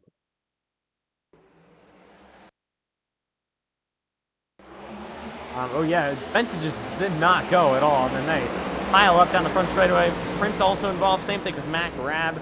Let's ride along with the 9. See what happens. Let's try to also make this a quick yellow. I think we can. Might have like missed a shift from Bryce Benton. We're gonna run along with the 25. Listen.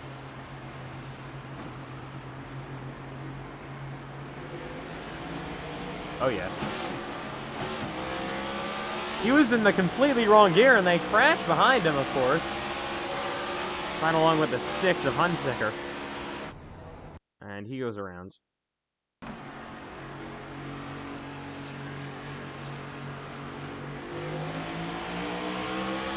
Yeah, nothing he really could have done there as he gets destroyed, but from behind it goes hard on the wall. They spin down the front straightaway. Alright, so, caution is out yet again. I believe Ortiz got the free pass.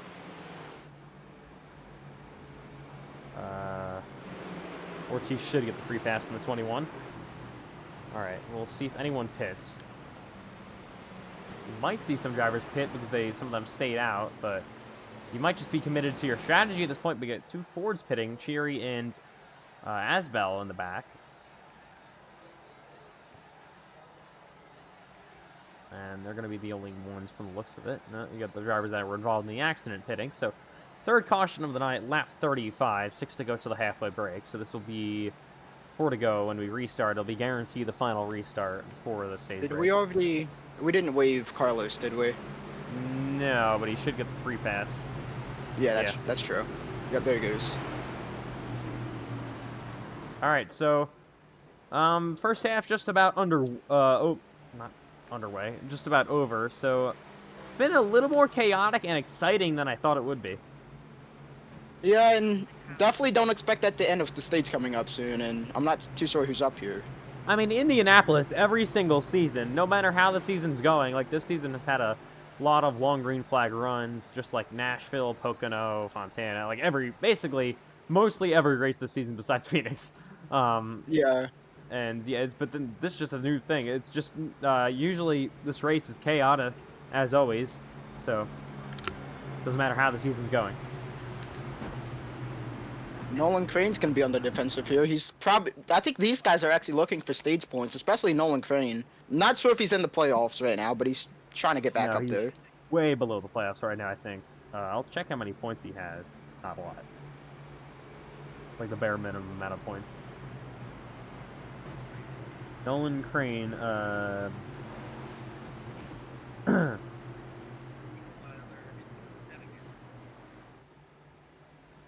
can find it. I don't really even know.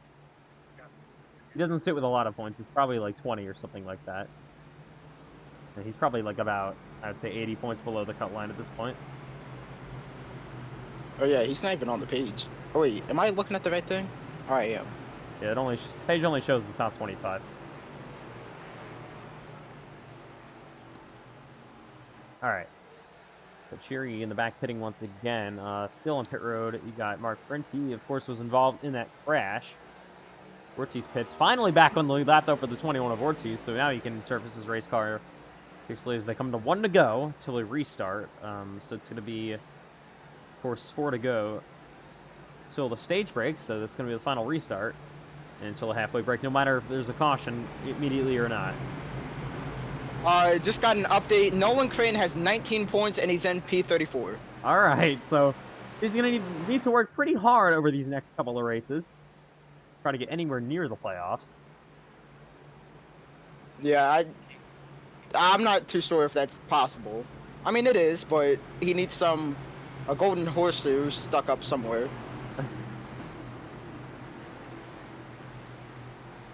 Including this race, he's going to have to score an average of 15 points on the cut line, which is pretty hard to do, especially if some of the cut line drivers race up front. Oh my! They are wrecking it. That is incredible. Okay. Let's take a look. I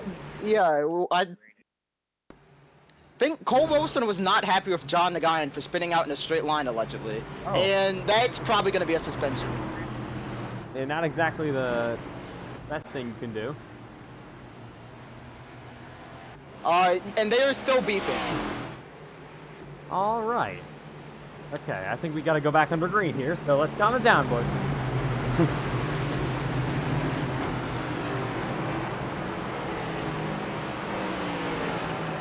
So it's just going to be 4 to go till the halfway break, so caution is immediately going to be coming out after 4 laps, or maybe even less, because you never know how this race has gone lately.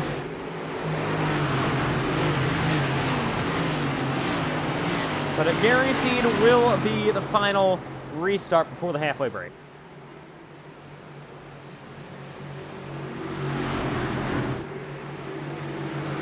Can Green get any good stage points tonight? He really needs those. We are back underway in the Brickyard 400. Not a good start from Crane. Yeah, he'll be stuck on the outside lane. Of course, the outside Indy is not where you really want to be as they head down into 1 and 2. Miller almost hits the apron down to the bottom. Oh, one car back in the field, washing up the track. That's Cole Clausen. The 3 wide through the middle goes Hawthorne. Oh, look at this battle. There's the 24 of Donahue. 3 wide for P2 down to the bottom. Aiden Donahue. He's trying to close in on points from They're 4 Matthew wide. White. 4 wide. My God. Somehow gonna work. Man, it is getting aggressive. They're still 3 wide. Miller got sideways in 3. Yeah, remember White, the 24 Donahue, they're all on fresh tires. Coming to 3 to go to the halfway break. Can Donahue run down Banks for the stage win? And he would love to have those points to try to chase down White, who he really does not need to finish up here. 1 car up the track. Oh, it's the Hanley. Yeah, he's Oh, almost. and that's gonna. That Pat caught him at a bad spot. There's still 3 wide. There is Benson at the Braden might bottom. make it 4. Oh, the 18 of Hathorne gets loose up the racetrack. The 45 of Hanley in the wall. They all somehow survived yeah. that. And here is Donahue closing up the Banks. On fresh tires with the 24. Yeah, the 88 definitely struggling a bit more than the 24 machine. He is on pretty old tires compared to the 24 Macar, and now he's on his bumper. The outside. Battle for the Gonna lead. slide draft. Donahue looking to take the top spot away for the first time tonight. On pressured tires, then Dylan Banks. Banks not giving up, now he will. Aiden Donahue takes the lead. With 2 to go to the halfway break. Matthew White's in 3rd. Can he Oh! catch up? 3 As wide. These guys are racing extremely hard. I believe. No, that's not even for the last stage point. That is, I believe. Ooh, contact Wilson and the 25 of Benson, former teammates, still 3 wide. Down the back straightaway with the 50 of Habrilla. And you would think this is Daytona with how they're racing. 3 wide still. Oh! And Wilson just moved Benton up the track. Yeah, Benson does not need this. He currently, right now, would not score stage points in 13th, possibly even 14th. Oh! Sideways, around goes Wilson. And in the wall he goes, and Benton back up into traffic in front of Mac Grab. And we'll see in the final lap now of the stage if he can get it back going. Oh, okay. Benton, trying to get it back going. We'll take a look where your leader is. Donahue on the backstretch for the final time. The caution's about to come out anyways for the halfway break. And Benson going to score 0 stage points. The exact opposite of what he needed. Aiden Donahue took the lead late on fresh tires. Through 3 and 4 he goes. Looking to get another stage win. Battle for second going on between Banks and White. Banks is going to be happy to get fresh tires on the 88 machine at the stage break. Coming across the line, Aiden Donahue sees the green and white checker flag. He's going to win the stage side by side for second. The 12 and the 88 is going to be Banks barely at the line over White. And White's going to back out of it, of course, now at the stage. That's huge for Donahue. Everyone comes Oh, across. and they're walking after the stage. No, they're not. Lewis saves it. Lewis, I believe, got 9th, and Haberla will round out your top 10, get the final stage point. But that is big for Bryce Benson there on the 25 cars. He has damage, of course, but even more importantly, scoring no stage points at all. That is very unfortunate for him. The goal for that race team coming in was scoring a lot of stage points and possibly trying to win the race. That's going out the window already. Of course, the race win is still can be possible. But scoring a lot of points in the stage, of course, is now out the window as he gets 0. As he currently runs 19th. All right, Donahue wins the stage, made a late pass here. And we're under caution for the stage break. I'll be right back. All right. So we'll see who elects to pit here. It could be interesting because, remember, the 24, the 12, they just all pitted. The 88 at Banks definitely needs to pit. There was a late caution in the stage. It's the most caution we've had in a first half in a long time. We might be able to go back to Charlotte. I don't know if we can really count Charlotte because of how long that race is, the Charlotte 600. So we might honestly have to go back to Martinsville, maybe. Martinsville actually didn't even have that many in the first half. Okay, that's a lie. It did. Okay. But that's Martinsville. And it had long green flag runs. We'll see if we can get any long green flag runs in tonight. All right, here we go. Over halfway in the Brickyard 400 for season number 3. We're going to see your drivers on pit road coming up. We'll see if anyone stays out. I'd expect the 24, the 12, and the 6 all to probably stay out. Maybe they're pitting, though. And everyone going to cycle to pit road, so the 24, the 12, the 6 are probably going to be all down sets of tires. That could be big for those drivers. All right, pit stops underway. And Cherry's going to stay out, I believe. Yes, he will there, as you can see in the back in the 60 machine. Richard Cherry will take the lead after being fastest in practice. Cars on pit road for the stage break pit stops.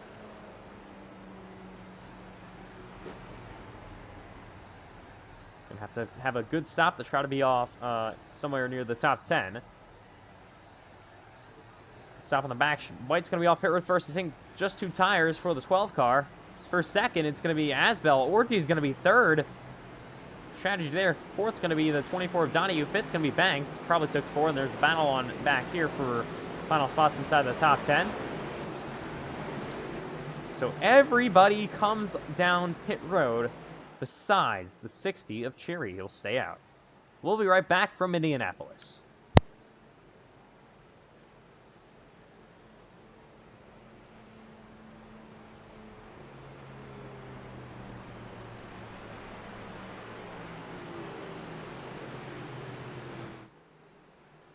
Okay.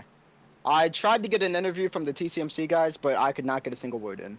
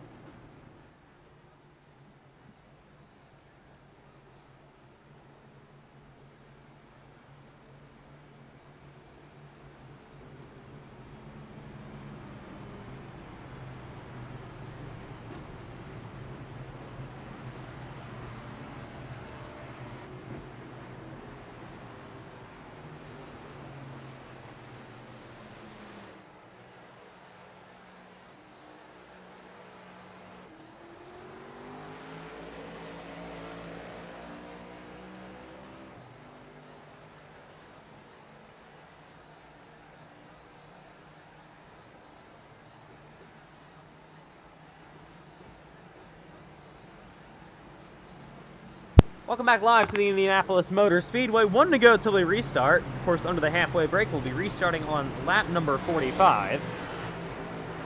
So there's only going to be 36 to go once we get back underway here. So not a lot of time to make something happen. I know, well, it's Indianapolis, one of the longer racetracks that we have. One of the longest ovals, I mean. Yeah, a lot more time than what you would think. But it could go quickly, especially if we get a long run, like we did last week to end off the race in Nashville. I'm pretty I might be like making a mistake here, but I'm pretty sure the final restart was after the halfway break in Nashville. Might have been just after that though. I think Just after that, I believe. Yeah, I think we had like a 60-lap green flag run. There's a stage break with about 75 to go. So same thing could happen tonight at Indianapolis, but.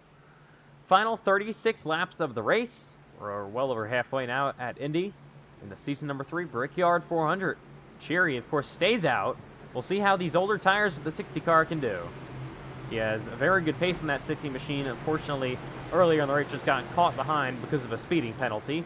New strategy up front. Top 3 are all fourths. Then you got Ortiz, who took some strategy. He'll be restarting in 4th. Of course, finished 2nd, like I mentioned before, in this race last season. He's coming off a bunch of top 5s and top 10 finishes to try to get himself closer to the playoffs. He currently sits minus 12. Yeah, I tried to get an interview with the TCMC and Highline guys, but the video over there was a little too chatty, so I couldn't really get a word in for that. All right, here we go. The second half of the Brickyard 400 is about to be underway.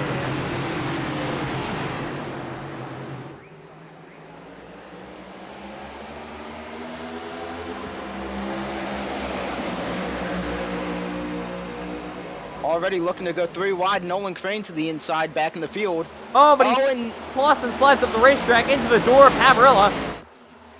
Oh, and there goes Hathorn. And then, oh, God.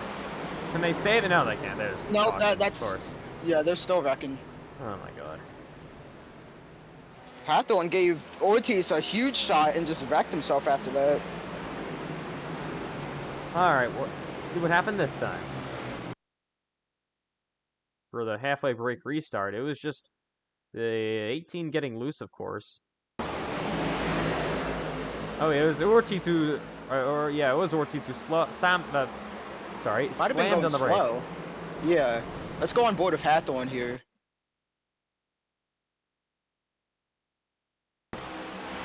Yeah, Ortiz is up the track a little bit. Oh yeah, hits the wall. Hathorn gives him a huge shot and spins himself out.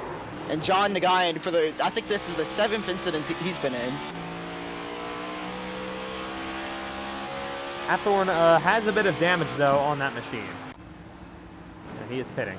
Alright, not all what we needed to see. I don't know. I just don't understand why they're being this aggressive here earlier in the stage. Doesn't make a whole lot of sense to me. But, I don't know. I'm not in the driver's seat. That one might not have been aggressive, and just unaware that the 21 was going to be slow there. Yeah, I guess. Alright, Cheery backs it down to turn this machine off to try to save a bit of fuel.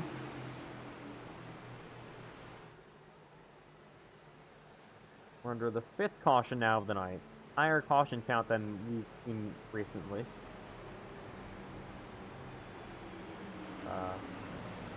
For cause. And yeah. It's been a bit messy as of late. We had longer green flag runs to start off the race, and then kind of messy, to say the least. Hopefully, we can make this a quick yellow. We can maybe go 1 to go this time.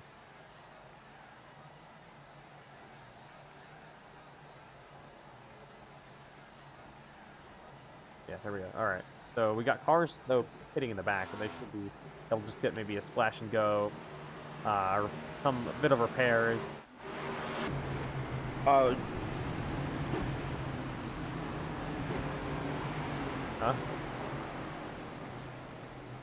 Okay, we have a few cars coming back in the pits. We got them. They should be fine. Yeah, most of them are doing drive-thrus now. John Nagayan. I mean, John Wynn. Cole Wilson messed up a pit stall for a second. He had to back up. And John Wynn is not happy. When is he happy? We got a few asking to extend. All right, we can do one lap.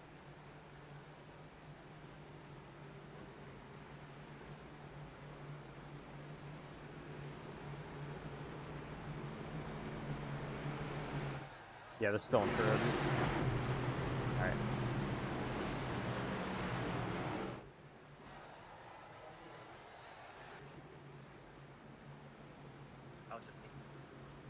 Are we extending or?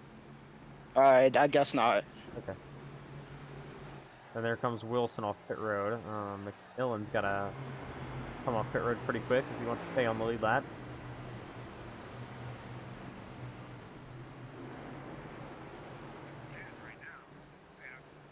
Alright.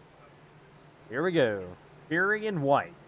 Back on the front row. We'll see what McMillan's doing. He's still on pit road. He has extended damage, so I don't know if we'll see him. There's currently a debate if we're going to extend it or not, and don't think we're going to. It's a little late now. Yeah, some drivers are saying it's too late, some drivers aren't, and it's mostly the drivers still on pit road. Pace car's in, though. All right, let's try this again. Lap number 48. Back underway. There's only one car on pit road. It's McMillan. Green flag back in the air in Indy. And a great restart back for the inside lane. That is Sherry. Already pulling a line. That was close to being a penalty for Crane, but he just avoided it as he goes 3 wide. Oh my, what was that? That was... Ruben Clausen, Wynn is into the wall. Everyone's going to hang on to it. And they're still almost 4 wide down there. Let's look up front and see what's going on. Still 3 by 3, and they all think mostly sorted out. All right. Back down the back straightaway they go. Here is the 50 of Haverillo back to the inside of Miller.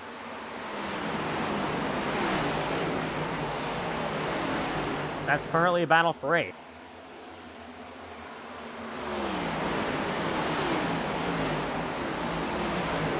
White is blinking like crazy as now you got Donahue on the back bumper of the 88 of Banks, who's getting to the back bumper of the 17 of Crane, or Asbel. He used to be at 17. Asbel's got a run for 1 and 2. Side-by-side battle, Miller and Havrilla. Havrilla's still trying to continue from getting taken out. Ortiz is slow on the bottom. Hudsicker will pass him. Yeah, there is the 6 around the 21. Still side-by-side between Havrilla and Miller. Down the back stretch they go. Cherry has about a half-second lead already over White. Ooh. 50 trying to back into line behind Miller, I should say. And there's Haverhill back to the inside. Not going to be able to make anything happen for turn number 4, as they will come to lap number 50 in the Brickyard 400. 31 to go. Havrilla looking back to the inside, 3 wide back in the field. That grab getting the 18 backs out of it, and that grab not having the day he needed tonight. Here's Benton trying to get into the top 10.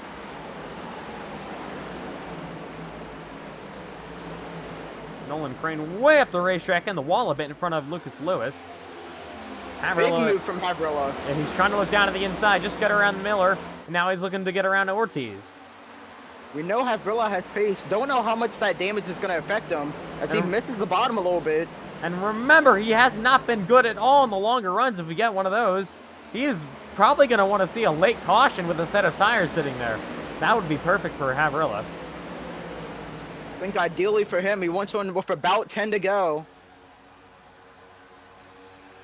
Oh, Benson and Ortiz going at it once again. These two can't get away from each other. It's Sherry on old tires. He's pulled away from the pack.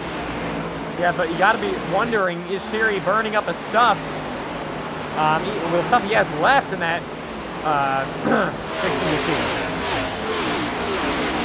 Yeah, the tire advantage from the rest field, that will kick oh! in at some point. Benton and Ortiz through the grass. Again. Oh, Ortiz! Oh my God! Oh. We'll see if they can keep it going. Hit hard. Carlson. And we're under caution. All right, we gotta make an announcement to start calming it down. This is kind of getting stupid. I'm not really sure what that was. I don't know. Oh, man. Got slammed by Mark Prince. And let's take a look on board. You're with Benson. Or cleared him out. Turned down. I think Benson saved it. And then Ortiz just spins. That was not a good look at all for Carlos Ortiz. Not really sure what he was thinking there. And he's gonna retire. Ortiz? Yeah. Alright, that'll be right over, and he will lose his top 5 streak, and also he's not going to be able to defend his second place finish in Indianapolis last season.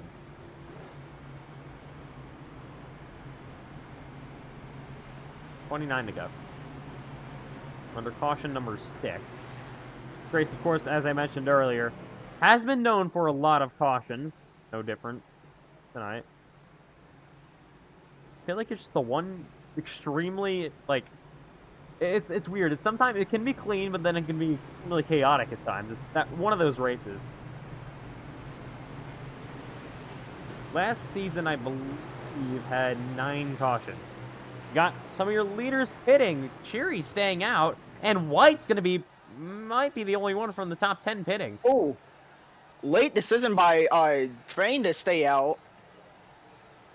Hanley pitting, much of other cars in the back coming down to service their race cars.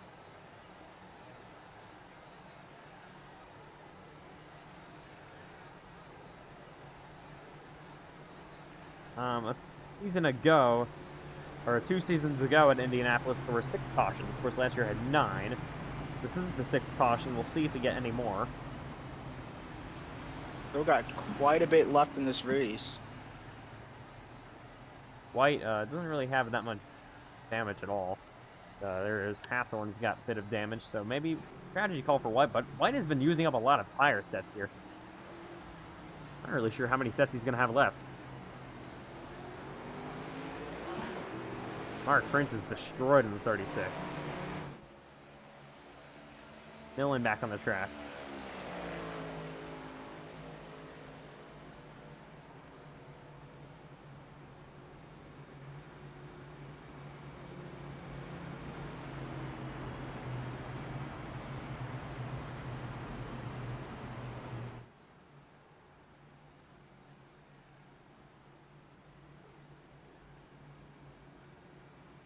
Connor Asbone second.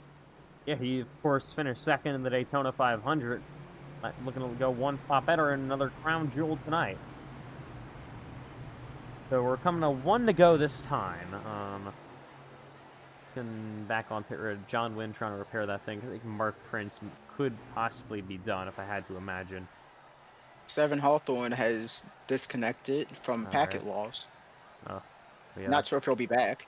That's the not what you want to see in iRacing, and Yeah, it breaks seems itself. like a ETR moment right there. And all of our drivers. according to Miller, he'll be coming back. All right.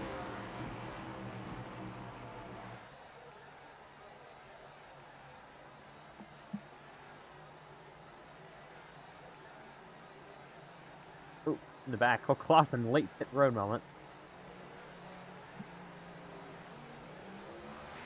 And lights are out on the pace car. Okay, we're going to restart on lap number 55. Let's see if we can get something rolling here for a bit. It's going to be only 26 to go, so we're running down laps here. I'm going to watch out for Dylan Banks on this restart.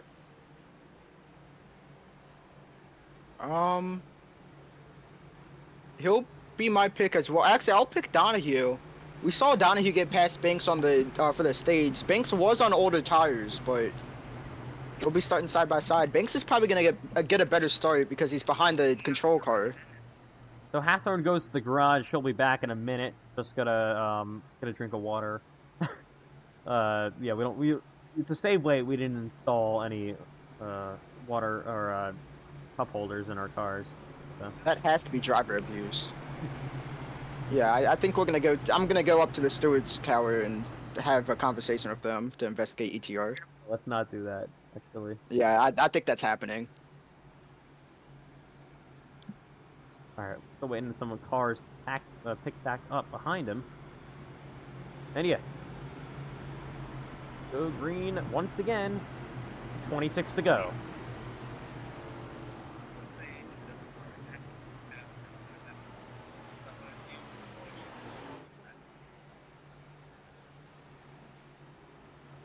Alright, a chaotic second half so far. Let's get it back underway. Just noticed Havrilla's in 6th, so actually watch out for him. This is this gonna be if it went green from now, it would be a 26-lap green flag run to the finish. That's, I think, a little bit too far in his window to not burn up his tires like he has been, especially in Who knows if he Indianapolis. gets that lead? We saw him hold off Hawthorne. Back underway in Indianapolis in the Brickyard 400. 26 laps to go. It's a great restart by Cherry once again. We'll see what Dylan Banks can do on the bottom. Decent restart for Donahue on the outside. Banks side by side with the 24. The 24 up the racetrack. Havrilla took into his door. Oh, contact in the wall behind him. The 9 of Crane. Oh, loose moment. The 24. Donahue. And 3 Gonna hang on wide. to it. Look at Hunsicker and Havrilla by him. And now the 88 of Banks up the 3rd. Braden's trying to recover from that restart incident. Hunsicker looking for his 2nd win of the season. He's Walking up the track. almost into the door of And the here 50. comes Donahue. Yeah, where's the 24 going to elect to go? He's gonna think better of taking a 3. Back in the field, White's gonna do it though. Oh, almost contact once again. White up to 11th. Side by side down the front straightaway. Big battle. Oh. Almost contact between Havrilla and Hunsicker.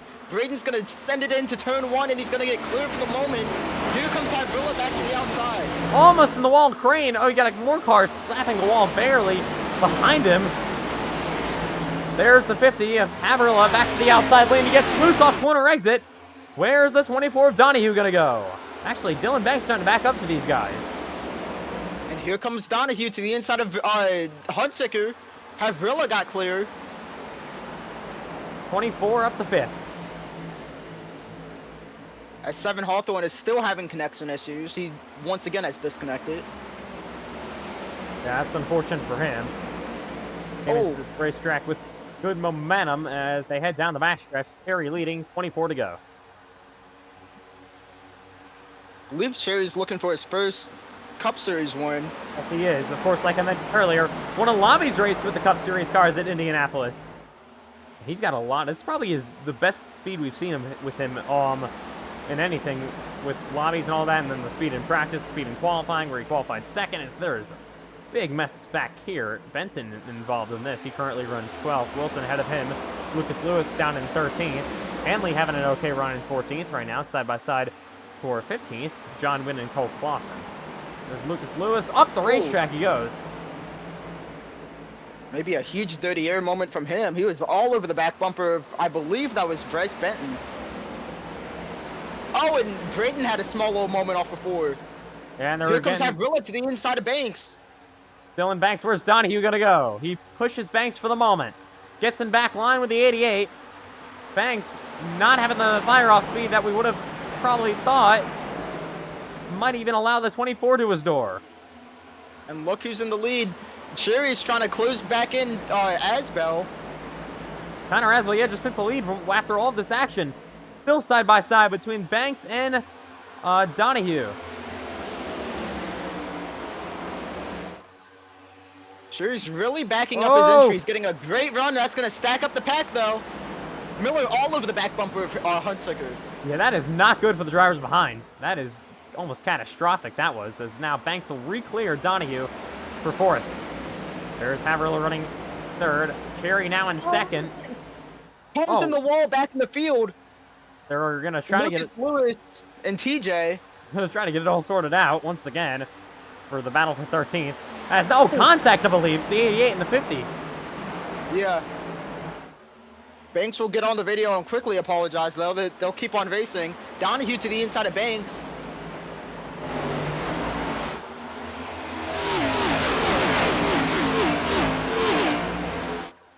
Still side by side down the back to go.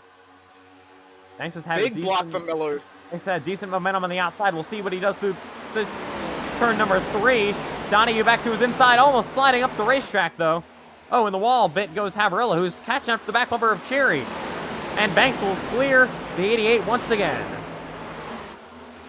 I believe Havrilla's on the first car in fresher tires. How will he use those tires? He hasn't been the best at tire saving so far tonight. 21 to go in Indy. He's gonna look to the inside. He's not gonna be able to get there. We'll see if Cherry... Crane on the inside of Miller. Nolan Crane having a good charge late for 7th. Back to the inside of the 79. Mac grabbing this battle as well. In the wall goes Miller. Now for the lead.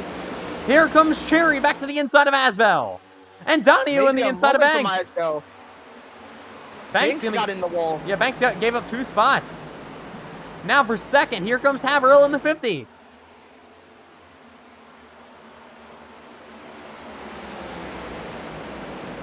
And up the racetrack goes Asbel, maybe even in the 3rd, with Hunsicker all over the back bumper of the 24.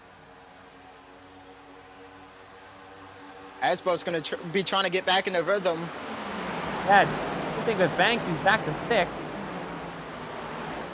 Not sure what happened to him. He lost spots off one corner. Banks, he's going to back up the corner there. 20 to go, though, at the Brickyard 400. Still a long ways to go, because it's Indianapolis.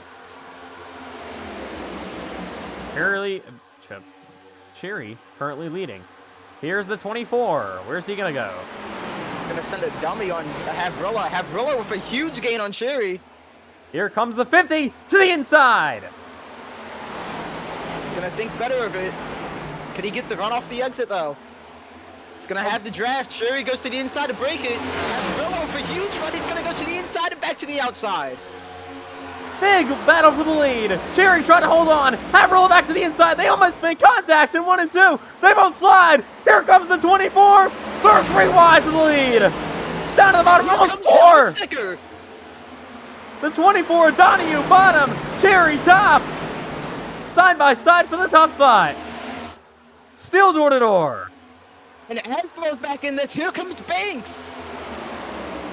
Where's the 6 gonna go? He'll push the 24 down the backstretch.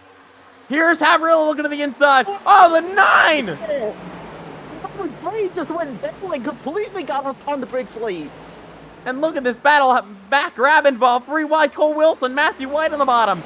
Car smoking ahead of him, Dylan Banks. And I believe the 24 takes the lead. Yeah, somehow, with all that chaos, Donahue emerges as the leader. Braden in 2nd, Cherry hangs on to 3rd, but he's under fire from Havrilla again. Back to the inside goes the 50 Toyota. Door to door for 3rd. Here comes Banks trying to get into this battle as well. He knows he needs to go. Asbel back to 6th.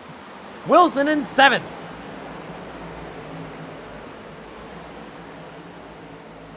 And they'll calm back down for the moment. Cherry looking for a run back on Havrilla. Somehow, nobody went around with that chaos as now the 60 trying to get to the bumper of the 50. Yeah, of course, Cherry lost 3 positions from all that. I cannot believe everyone hung on to it when Nolan Crane completely tried to almost bolt a strike right there.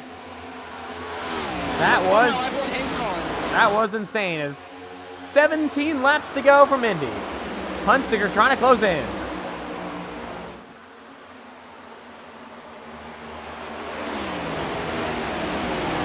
Look at this battle back here, still side by side between Miller and Matthew White for 10. Not the day Matthew White wants to have. Miller sliding up into his door almost. Oh! I believe that's Clausen. Here comes Cherry looking back to the inside of Havrilla. For 3rd. Oh, they made contact! Oh, that's the old tires kicking in for Cherry. Somehow he hangs on. Ton of time. Yeah, but he's gonna lose maybe 3 or possibly even 4 spots. Side by side with Asbel for 6th. Here comes Banks. Donahue and Hunsicker just pulling away. Banks needs to try to go. 16 laps remain. Asbel up the track, almost into Wilson, the 3 wide off of 1. Nolan Crane on the bottom. Matt Grab trying to get into this battle as well. He currently runs 9th as Connor Asbell falls back through the field even more. Yeah, Asbell was on the attack and ended up being the big loser from that. Here comes Grab and White into this battle. Matthew White to the inside for 9th. Oh, Asbell basically steps on the brakes on the outside. Crane got into Wilson, almost ran around.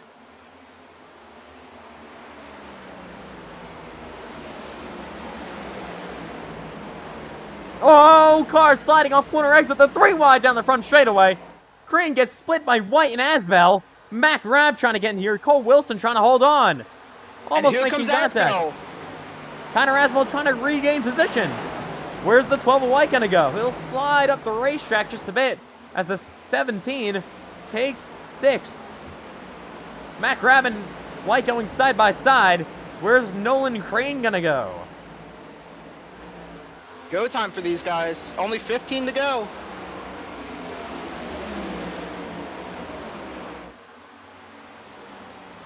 White needs all of these spots, trying to limit the damage from Donahue leading this race. Oh, almost contact between the 9 and the 12. Nope. Okay.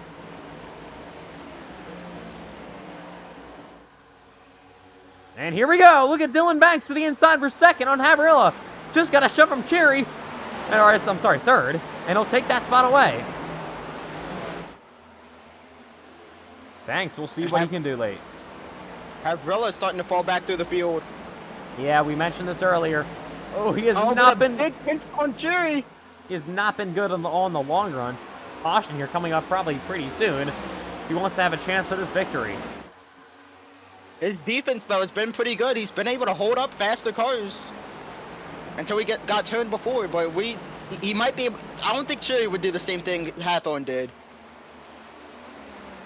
As we got another side-by-side battle, Grab into Wilson. 3 wide again. 3 wide goes for White. Oh, this could get sketchy down the front straightaway once more. White's going to take that spot.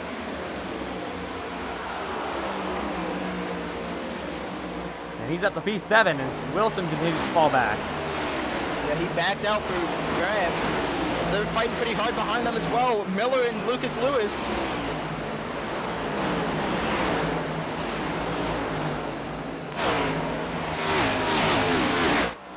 Back for 4th. Cherry still putting pressure on Havrilla. Well, look at this side-by-side battle continuing to rage on. And here is the 60 and the 50. Dylan Banks closing up to Braden Hunsick with 13 to go. Cherry's gonna go get a little wide entry on Havrilla, trying to get a run down the straightaway. Let's see what he has. Still a battle for 7th. Now 6th with the 12 back to the inside of the 17. Here's Cherry to the inside of Avarilla. Can't make a spot up. Avarilla keeps 4th for now. The bump into the back of the 9 by Lucas Lewis.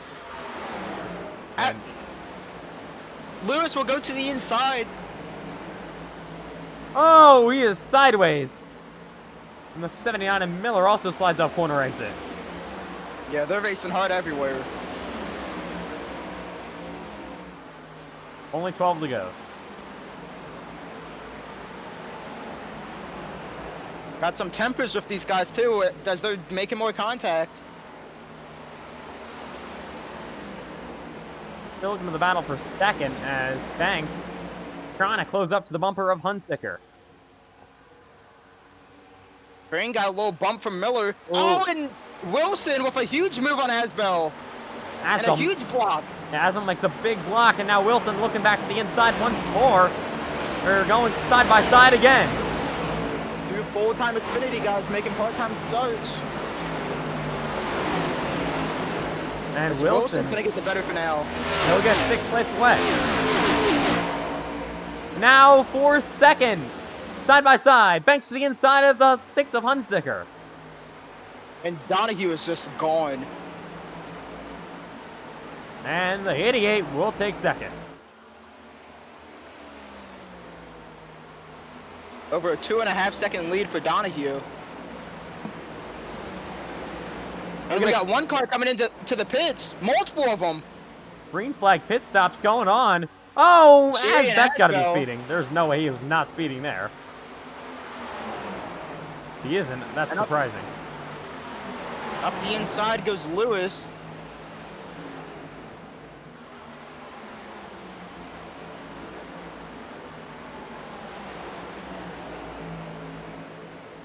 And he's gonna get clear of Miller for now. And Miller will not have anything for him back going down the back straightaway.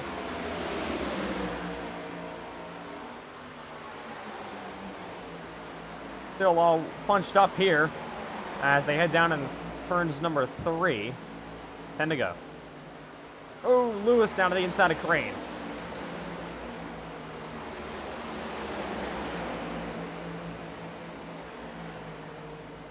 And almost getting washed up there is Miller as he goes down to the inside 3 wide. None of them are gonna lift it. Oh, Crane gets 9! big save from Crane. And they are still all over each other. Yeah, and that's why 3 wide typically does not work here with these cars at this track. Somehow Crane was able to hang on to it and prevent a caution. So Asbel still on pit road. Cherry has come off pit road. Asbel's now 1 lap down. Not really sure what. I guess they didn't have enough fuel to make it to the end. That's gotta be my only thing. Yeah, they did stay out late. I'm not sure what the strategy was for that, but they did it. I'm assuming they were probably betting on a caution here around now. Unfortunately, they didn't get it, and they'll have to pit on the green. And John Wynn is pitting. Asbel likely did get that. Oh, okay. John Wynn is gonna fake nobody out. All right. And almost back to the inside goes the 71 of Clausen. His contact made between Crane and Hanley. Battle for a Hanley. Oh, slid up the track. Hanley really sent it in.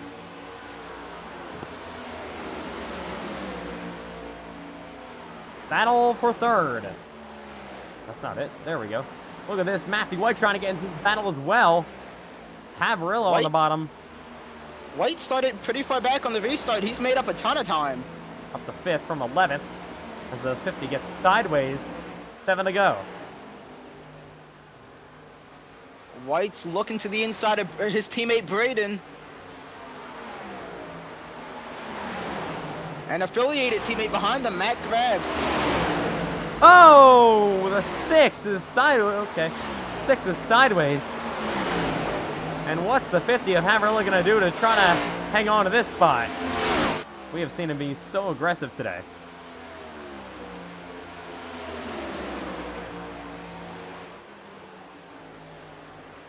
White needs this spot, but as he's going to go to the inside. Oh, but the 50 way up the racetrack.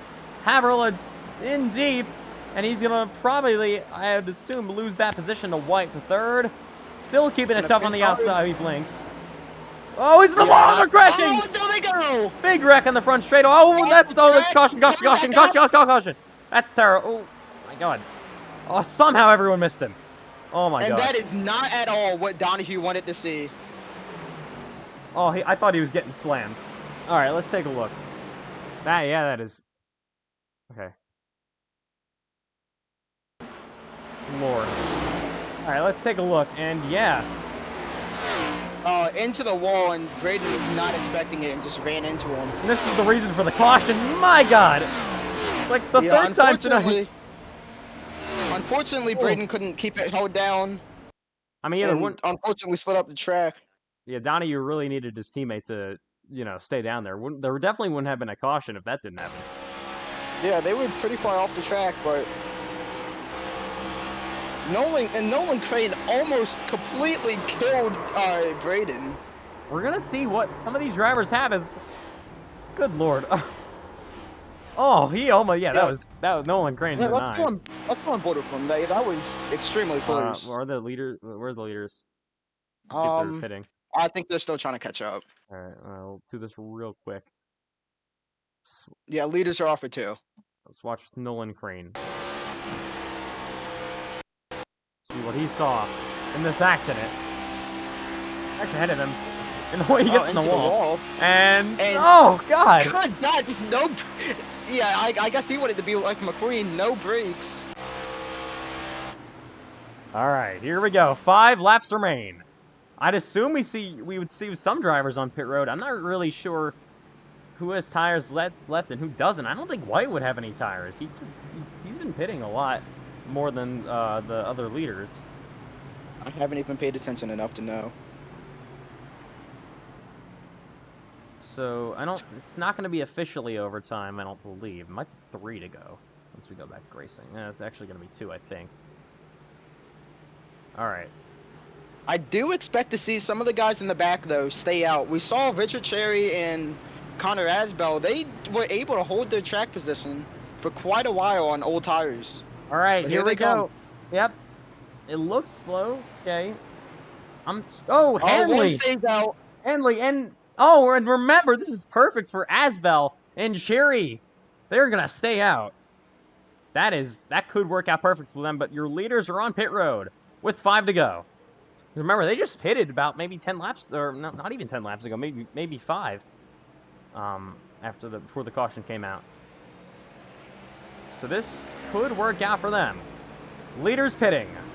Will we see any strategy? That's a thing we got to watch out for. Oh, car had to back it up. I believe that was Benton.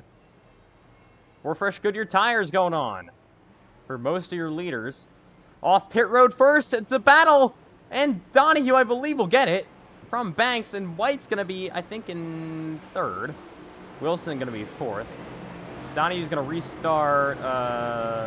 Where's Asbell? I don't know where Asbell went. Where did Asbell go? I don't know why he... Oh, yeah, he's unlapping himself. Okay.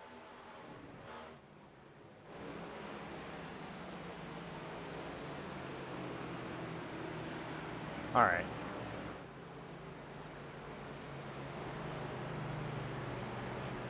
But yeah, Hanley's staying out. He has not really had too much pace tonight. It's going to be interesting what we're going to see. All right, so this is going to be 2 to go then. It's not going to be officially overtime, but it's going to count as a green-white checkered attempt.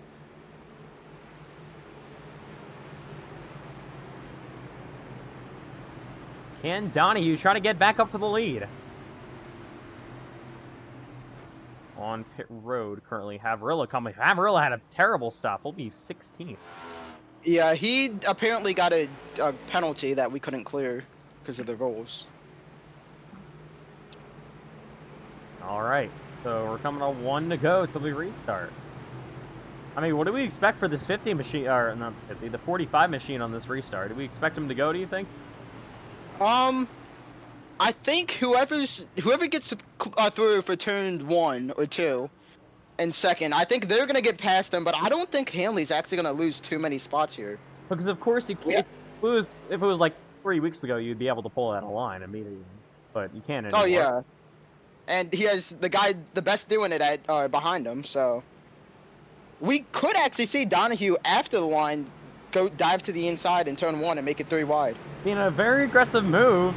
We don't usually see a ton of aggression from Aiden Donahue. He's mostly a clean racer, but I'd beg to differ. He's clean, but definitely very aggressive. we'll see. But, you know, it's 2 to go, so you got to do anything you can. Yeah. Here we go, ready to finish off the season number 3, Brickyard 400. 2 cars stay out on older tires, but remember Cherry in the 60, I know he's starting from the outside, and that's not ideal at all. Cherry in the 60 machine, he is on fresher tires because he just did pit about 7 laps ago under green. And this caution, not perfectly timed, but pretty decently timed for him.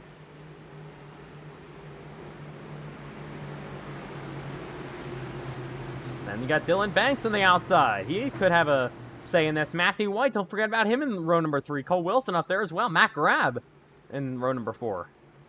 As I said last week, I don't think Cole Wilson will stay up there. I wonder why you're saying that. Yeah, I just have a hunch he's not gonna stay up there. All right, here we go. It's going to be 2 laps to go for the Brickyard 400. A long green flag run by about 30 or so laps, cut short. And we're going to decide this one in a green-white checkered finish. Just like we did in season number 1. Or I don't even, actually, I think that one was like 5 to go. So it's the first Pace ever car's about to overtime. pull back in. The Lively's custom diecast is green flag is in the starter's hand.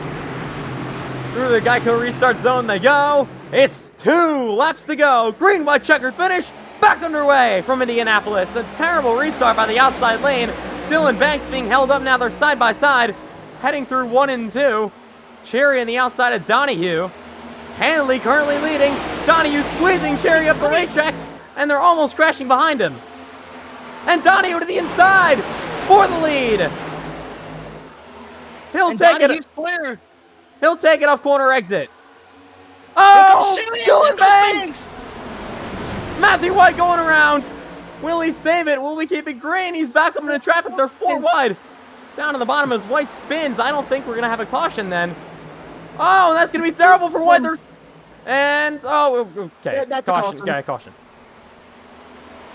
Caution out before they get to the finish. And that'll set up overtime. For White. Another heartbreak for Donahue. That will set up overtime.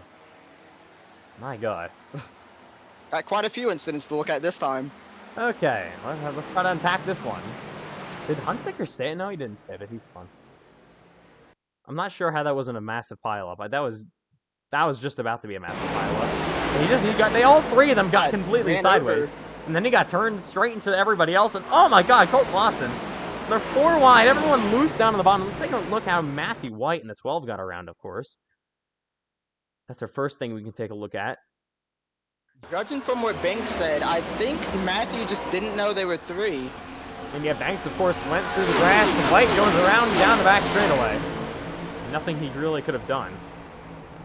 Kind of would like to see a different angle. Couldn't exactly see what happened there. We can ride along with White, I guess. Right, we can ride along with All right, White. let's go someone behind them. Let's do Wilson. So Hanley's slow. Oh. I'd kind of say that's on Banks though. He kind of got a little bit wobbly and turned down the track. And then let's ride along with the 6 of Hunsaker through this accident. It was just a big old mess that he really just tried to avoid. And both the Highline Fords get taken out in that one. Yeah, and here it looks like the good old classic pit maneuver from Nolan Crane right into the back of Hunsaker. Just hit him twice and just pretty much turned him around. And, oh, Clausen barely made it through. Might have actually gotten a bit of damage. And you have under caution here once again. We got cars pitting. White, Banks, and Hanley are coming out pit road.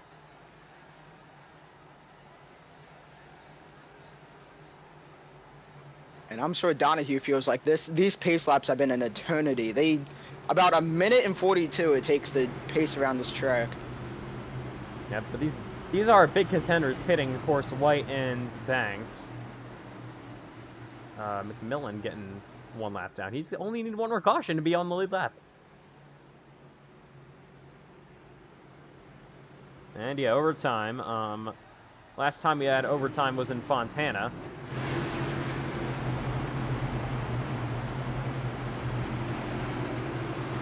The time before that, I believe, was Texas.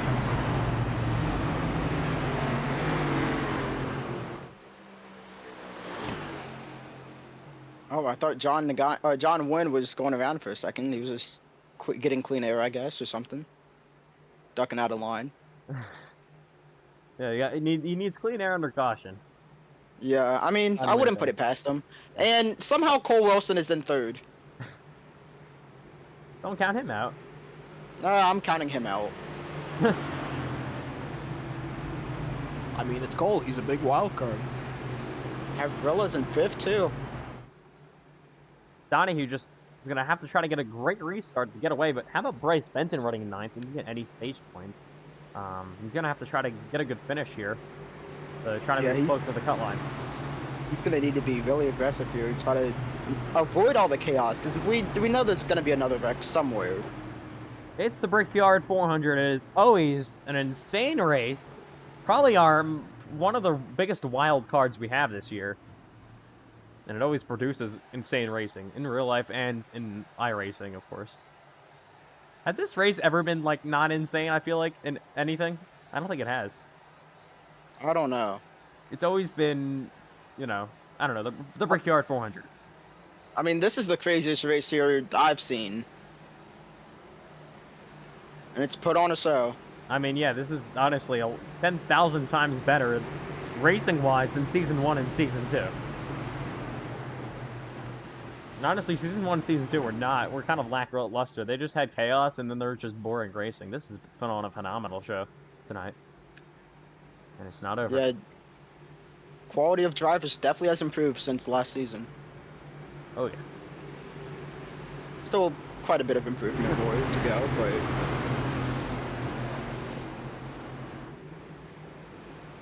How about Havrilla in 4th? Or maybe 5th? Yeah, he somehow, after wrecking, he's back in contention after all that chaos. He had a On the- penalty on pit road as well. Sent him to the back, and then they all just kind of wrecked ahead of him. He made up, like, so many spots, and he's in the top 10. Top 5.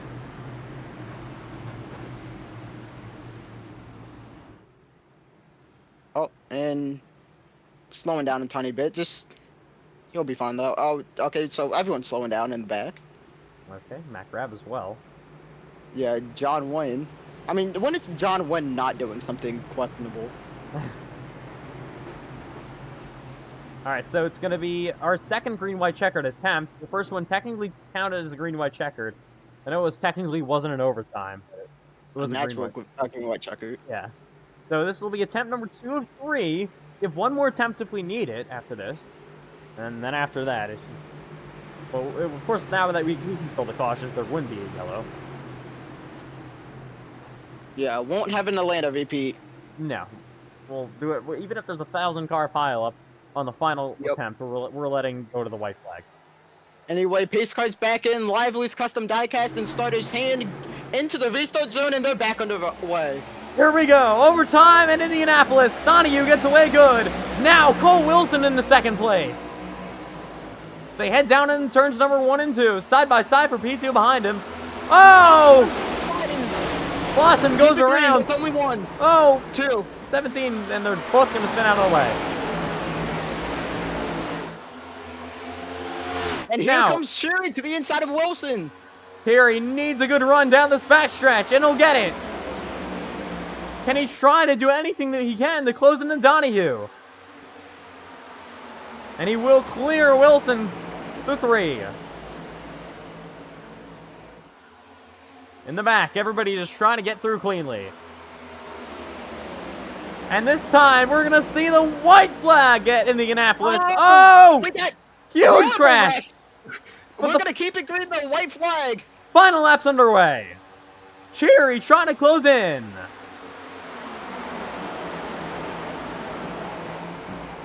And Donahue is just scooting away. Havrilla up the track a little bit. So is Bryce Benton. Benton runs 7th. This could be good points for him as they head down the backstretch for the final time. He needs to hang on to this point. Donahue breaking the draft hard, but I think he's already got it in the bag. For 8th or 7th.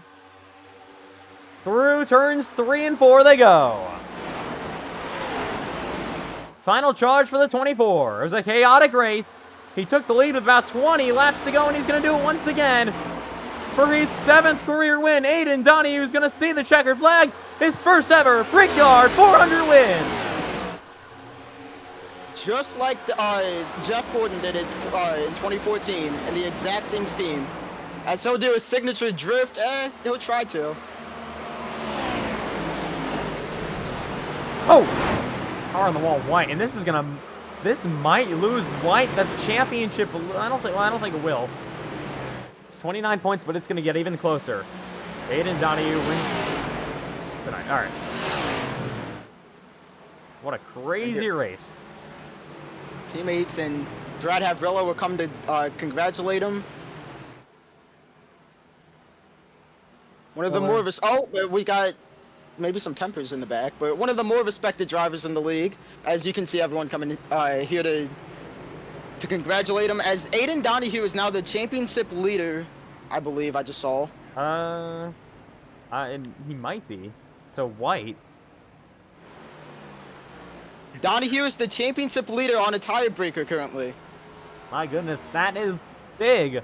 With 3 races to go in the reg season championship, Aiden Donahue takes the points lead from Matthew White. And he's been on a roll as of late. As we currently have tempers between Braden Hunsaker and Nolan or Kyle Crane. It's not going well back there, as you can see. Oh. Okay. Alright, but post-race interviews coming up for the Brickyard 400.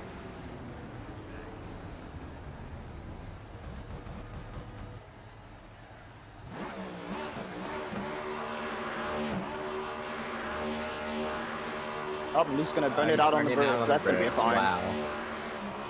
What was that? Oh, there it goes.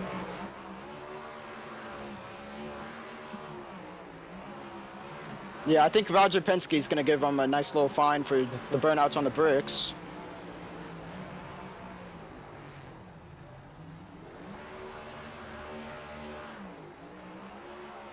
I don't think Indianapolis is going to be happy with him for this one. No. Roger Penske is not happy. They're not going to be happy with him burning it down on the bricks. Oh, and he's gonna go for more. He absolutely destroys those bricks.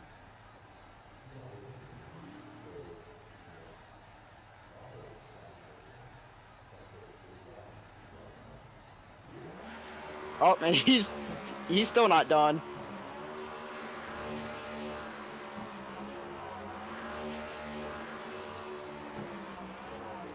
Alright, well, we get post-race interviews here on the way in just moments.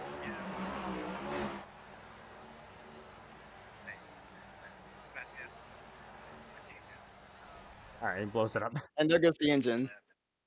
Won't use that one again. Alright, so do we want to do the... I do the first question, you do the second one? Anyone? Oh, I'm getting off for the night. Alright.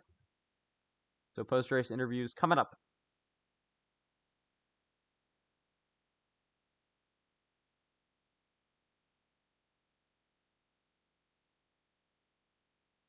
Aiden Donnie, you get the job done once again. You win your first ever Brickyard 400. So you had to fight off a couple of overtimes there at the end, and you ultimately end up holding on for the win. So how did you hold on with a bunch of hungry race cars coming on behind you?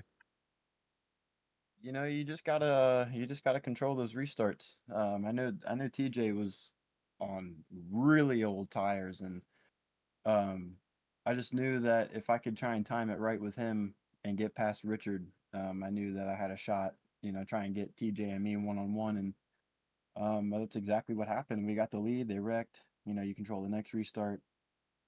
Took the lead and walked away with it, and like we had the lead earlier in the long run, so.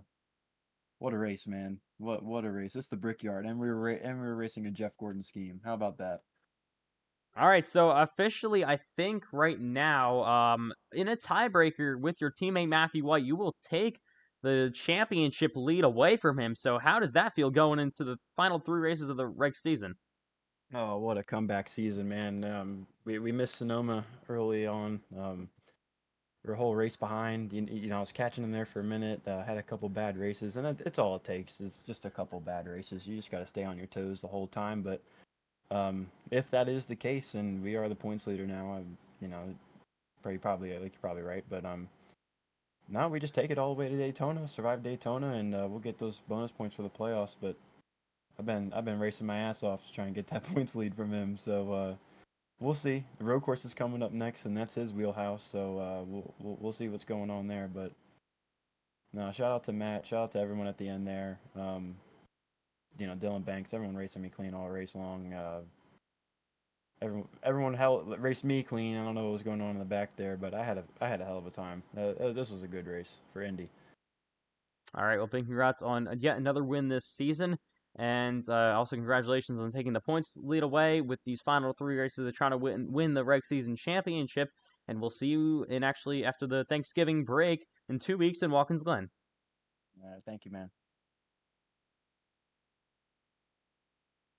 All right. So coming up next is going to be Richard Cherry comes home in P2. Richard Terry, it's going to be another top 5 finish for you guys in the Cup Series. You had great speed. Of course, you won a Lobbies race here earlier this year. You were fastest in practice, second in qualifying, and you'll ultimately come home second in the race. So is there anything you might have needed there on the final couple of laps to try to close down to Aiden Donahue? I don't know how to restart second, so I had a bad restart there, and from then on I was faster than Aiden, but it's a green white checker, it's 2 laps, so he did what he had to do. Congratulations to him. It's like the 3rd win in a row for him, right? Yeah. All right, well, congratulations to him. I don't know where he's. Oh, he's in the playoffs, so he's gonna be a contender for sure. So again, congratulations to him. All right, so it's been a couple of good finishes as of late for you guys. So will this ultimately inspire you to make more starts as the season continues to go on? I'm gonna be honest, yeah.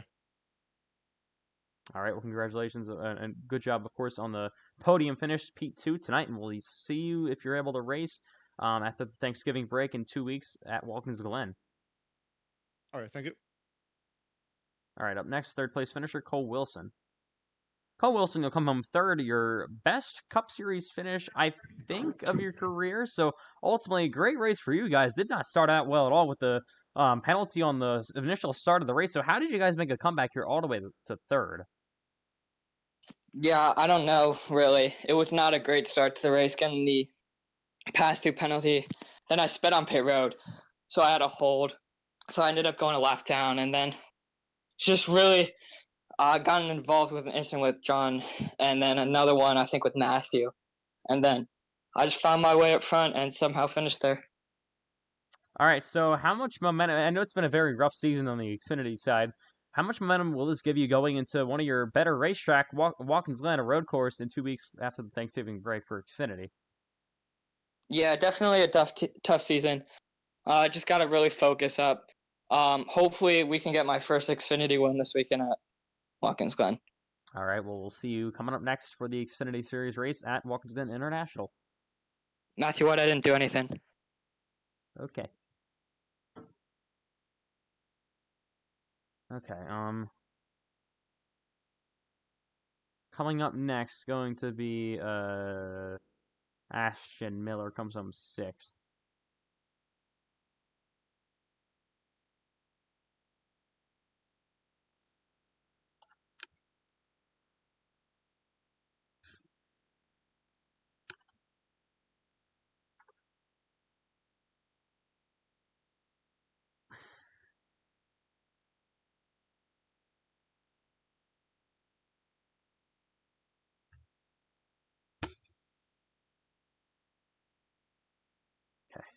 We're going to be doing Ashton Miller.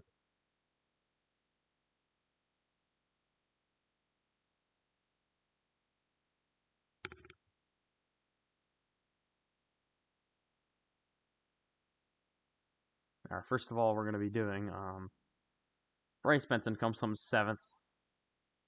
So Bryce Benton, it was an all right day for you guys. Ultimately, unfortunately, with a spin, you'll end up scoring 0 stage points. In this race, of course, now with your 2nd place finish, you should score an okay amount of points. Let me check real quick. Yeah. Okay, so yeah, so with 7, you're that's not true. All right. Yeah, 7th, you're going to score 11 points in this race. You entered this race about minus 39, I believe, to the cut line. So it's going to be an okay points gain for you. 3 races to go in the reg season. Ultimately, how do you feel about your day tonight here at Indy? Yeah, I really did not drive very good. I definitely feel bad for wrecking Cole and Carlos. I just misjudged. For Carlos, I tried side drafting and then I just misjudged it, and then I hit him, and then I just swung both of us around. With Cole, I just came up into him because I misjudged it also. And yeah, it's just something I just need to kind of control myself. But with overall my race, I definitely feel like if we could have got clean air, I definitely could have won that race, because I actually felt really fast when I didn't have damage. That those late race cautions saved me because I had a bunch of damage to my car, which was really slowing me down, and I kind of showed some of my speed there, but I just never was able to show my speed up at the front. But yeah, again, sorry to Carlos and Cole Wilson. So yeah, just sorry to them, and yeah. All right, so we're coming up to the next week, or 2 weeks, I should say, after Thanksgiving in Watkins Glen. So it's a road course. Do you guys think you're going to be able to translate that speed over into Watkins Glen next week to try to get close to the playoffs or possibly your first win? Yeah, the Glen, and it's not a bad track for me. I mean, yeah, karting definitely helps with road courses, but also it's a car, so it doesn't help a whole ton. But yeah, I definitely think we could have speed there. Yeah, just hopefully we can have a good run there. We really need good runs if we want to make it into the playoffs, because that run in Indy wasn't the best. But yeah, hopefully the Glen can go well. All right, well, we'll see you next week coming up, or 2 weeks, I should say, coming up in Watkins Glen. Yep.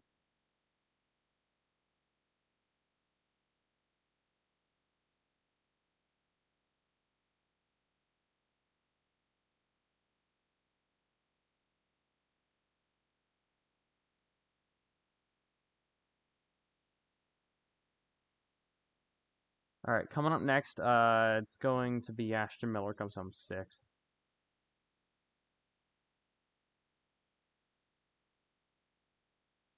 All right. All right, Ashton Miller, it's going to be P6 tonight. Another decent finish for you guys is going to be another top 10. Gotten a few of these in a row as of late, and you're going to be slowly getting yourself up into this good position in the playoffs to try to lock yourself in a bit early. So, ultimately, how do you feel about your night tonight here at Indianapolis? Yeah, I mean, yeah, it was good, but I just kept getting held up by back markers, mostly Nolan Crane and what's this? Lucas Lewis kept holding me back and just using me up all the damn time, and yeah, it is what it is, but it's annoying. So we had a fast car. I think ETR had pretty fast cars, and we all got wrecked by people. So it is what it is, but still pissed me off that happened. All right, so we're coming up into Watkins Glen, where you have a lobbies win there in IMSA. Then we got Kentucky, where I think you guys look decent in speed for preseason Thunder, and then we head to Daytona. So 3 pretty decent tracks for you guys come up. What are your expectations over these next 3 races to try to stay above the cut line and lock yourself in early? I think our goal is just to, keep getting top 5s and 10s, and hopefully sooner or later get a win. But right now, it's just this race. It was good, but people in the back were just being absolute clowns, and of course, it was ruined by that. But it is what it is, and yeah, we're just looking to do good these next couple of weeks because it'll be probably my second time getting in the playoffs. So yeah, sucks. It sucks. It sucks, but we still got a top 10, so I'm happy with that. All right, well, we'll see you coming up next week. Or I should say 2 weeks after the Thanksgiving break in Watkins Glen. All right, thanks. Okay, finishing up post-race interviews here tonight.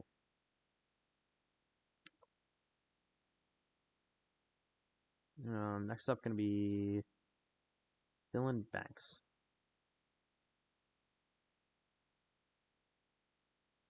So Dylan Banks, it was a pretty good day for you guys on speed, and until unfortunately there we saw you and Matthew White get in the grass in that green-white checkered attempt. So what overall happened to take you guys out of contention for the win? Yeah, basically that. I went 3 wide or took it 3 wide between TJ and Matthew, and looking back at it now, yeah, it was totally my fault. I saw TJ correct it to the left a little bit, like off the wall, like he was pulling it off the wall a little bit, and I kind of overreacted, like seeing somebody out. So I jerk it towards my way. I'm gonna react too, and I just overreacted and went over Matthew's nose. So that's my fault. I apologize to him. Not trying to take anybody out. Just mistake on my end. So I apologize for that. Yeah, it's all about track position in Indy. Yeah, the tires mean a lot, but I mean, I was on 20 or 30, 20, about 20 lap older tires than Aiden and all the rest of the guys at the end of the stage, and I was able to hold everybody but Aiden off. So, tires mean a little bit, but track position means so much more. All right, so it's been kind of we've had, of course, good speed, but it's been these last maybe 5 or so races have been kind of rough with the finishes. So, do you guys think you're gonna be able to turn it around after the Thanksgiving break in 2 weeks at Watkins Glen? Oh yeah. I'm not a road course ringer. I know there's some road course ringers in here. So I don't expect to get the win, but I think we got a top 5 car every week. Um, but yeah, just I hope I can stay out of trouble from here on out. Got kind of gotten screwed the last couple weeks with finishes. It just hasn't been. It's been a rough couple weeks. Should have had at least a top 3 car the last 2 weeks, but um, yeah, this gives us a great break going into Watkins Glen, and we're going to recoup and get this thing fired up and get ready for the next stretch of races. All right, well, we'll see you coming up in 2 weeks from the Glen. Thank you, buddy. Okay, so that was Dylan Banks, of course. Coming up next, going to be your 14th place finisher, Cole Clausen.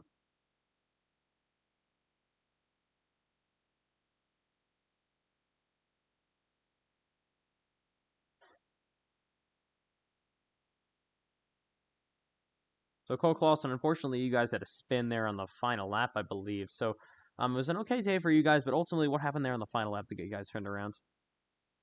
Yeah, I don't really know if it wasn't the final lap. Final lap, we're already behind, but this entire race was probably the stupidest one I've ever been a part of in this league.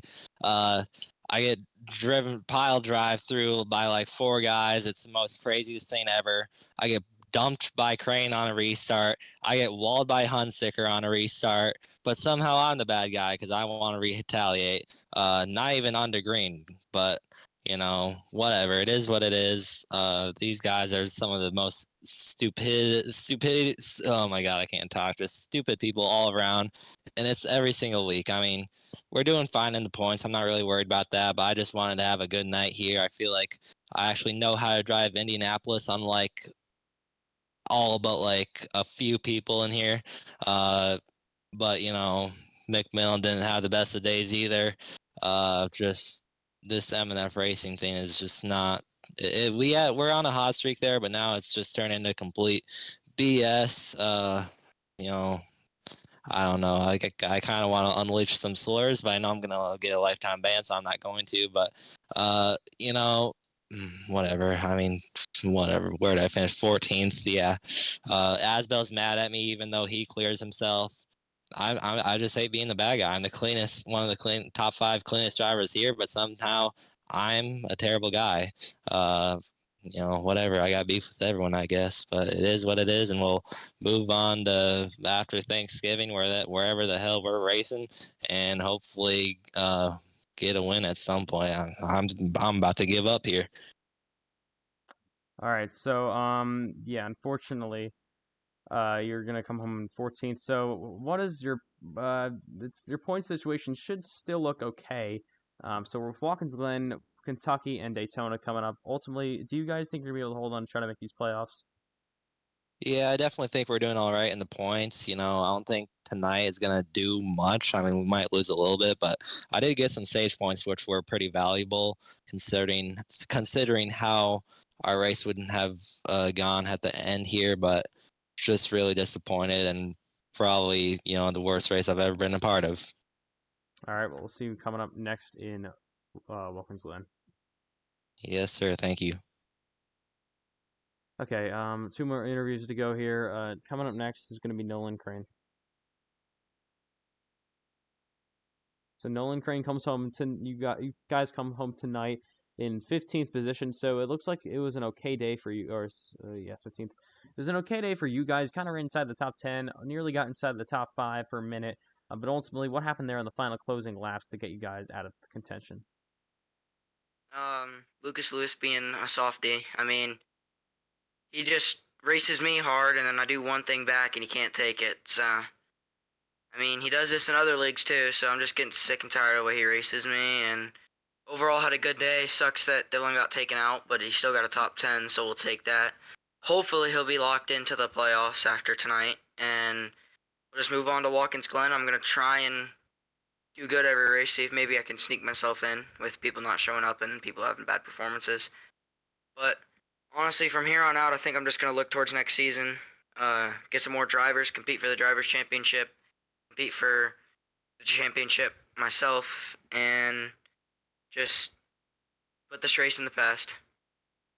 All right, so do you guys think you're going to be able to try to, I know it's going to take a lot in these last 3 races, try to make yourself into the playoffs? Yeah, I mean, I'll probably have to get really good stage points and good finishes every race, but that's possible, so if I don't get wrecked. All right, we'll see you coming up in 2 weeks after the Thanksgiving break in Watkins Glen. Sir. Final interview of the night, Ethan McMillan. Ethan McMillan, you guys will come home 17th. Not really what you needed in the points for tonight, ultimately. But we saw you guys get a bit of damage. You had to pit for a bit, got multiple laps down. You're going to come back to salvage, finish 1 lap down. So ultimately, what happened there earlier in the race to get you guys out of contention for a good finish? Oh, it's just mostly the crazy restarts. You know, when you start on the outside line basically doesn't exist. So when you get really close to the wall there, it's kind of easy to get loose and whatever.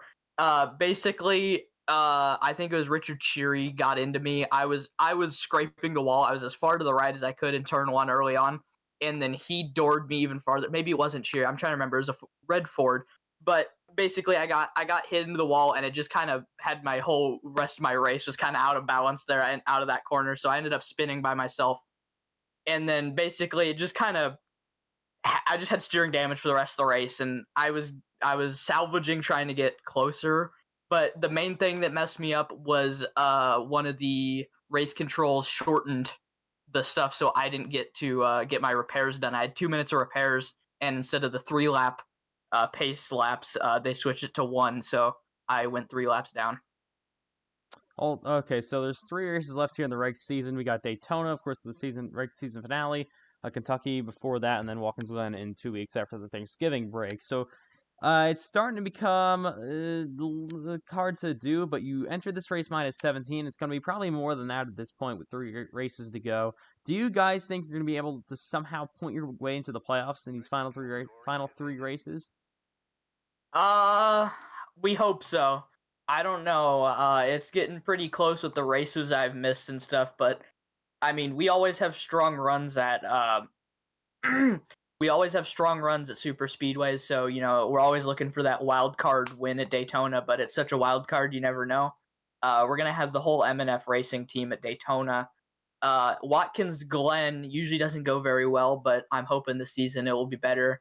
And I think we have yet to run Kentucky, so I don't know how to guess for that one. All right, so we'll see you coming up in 2 weeks after the Thanksgiving break. All right, thank you.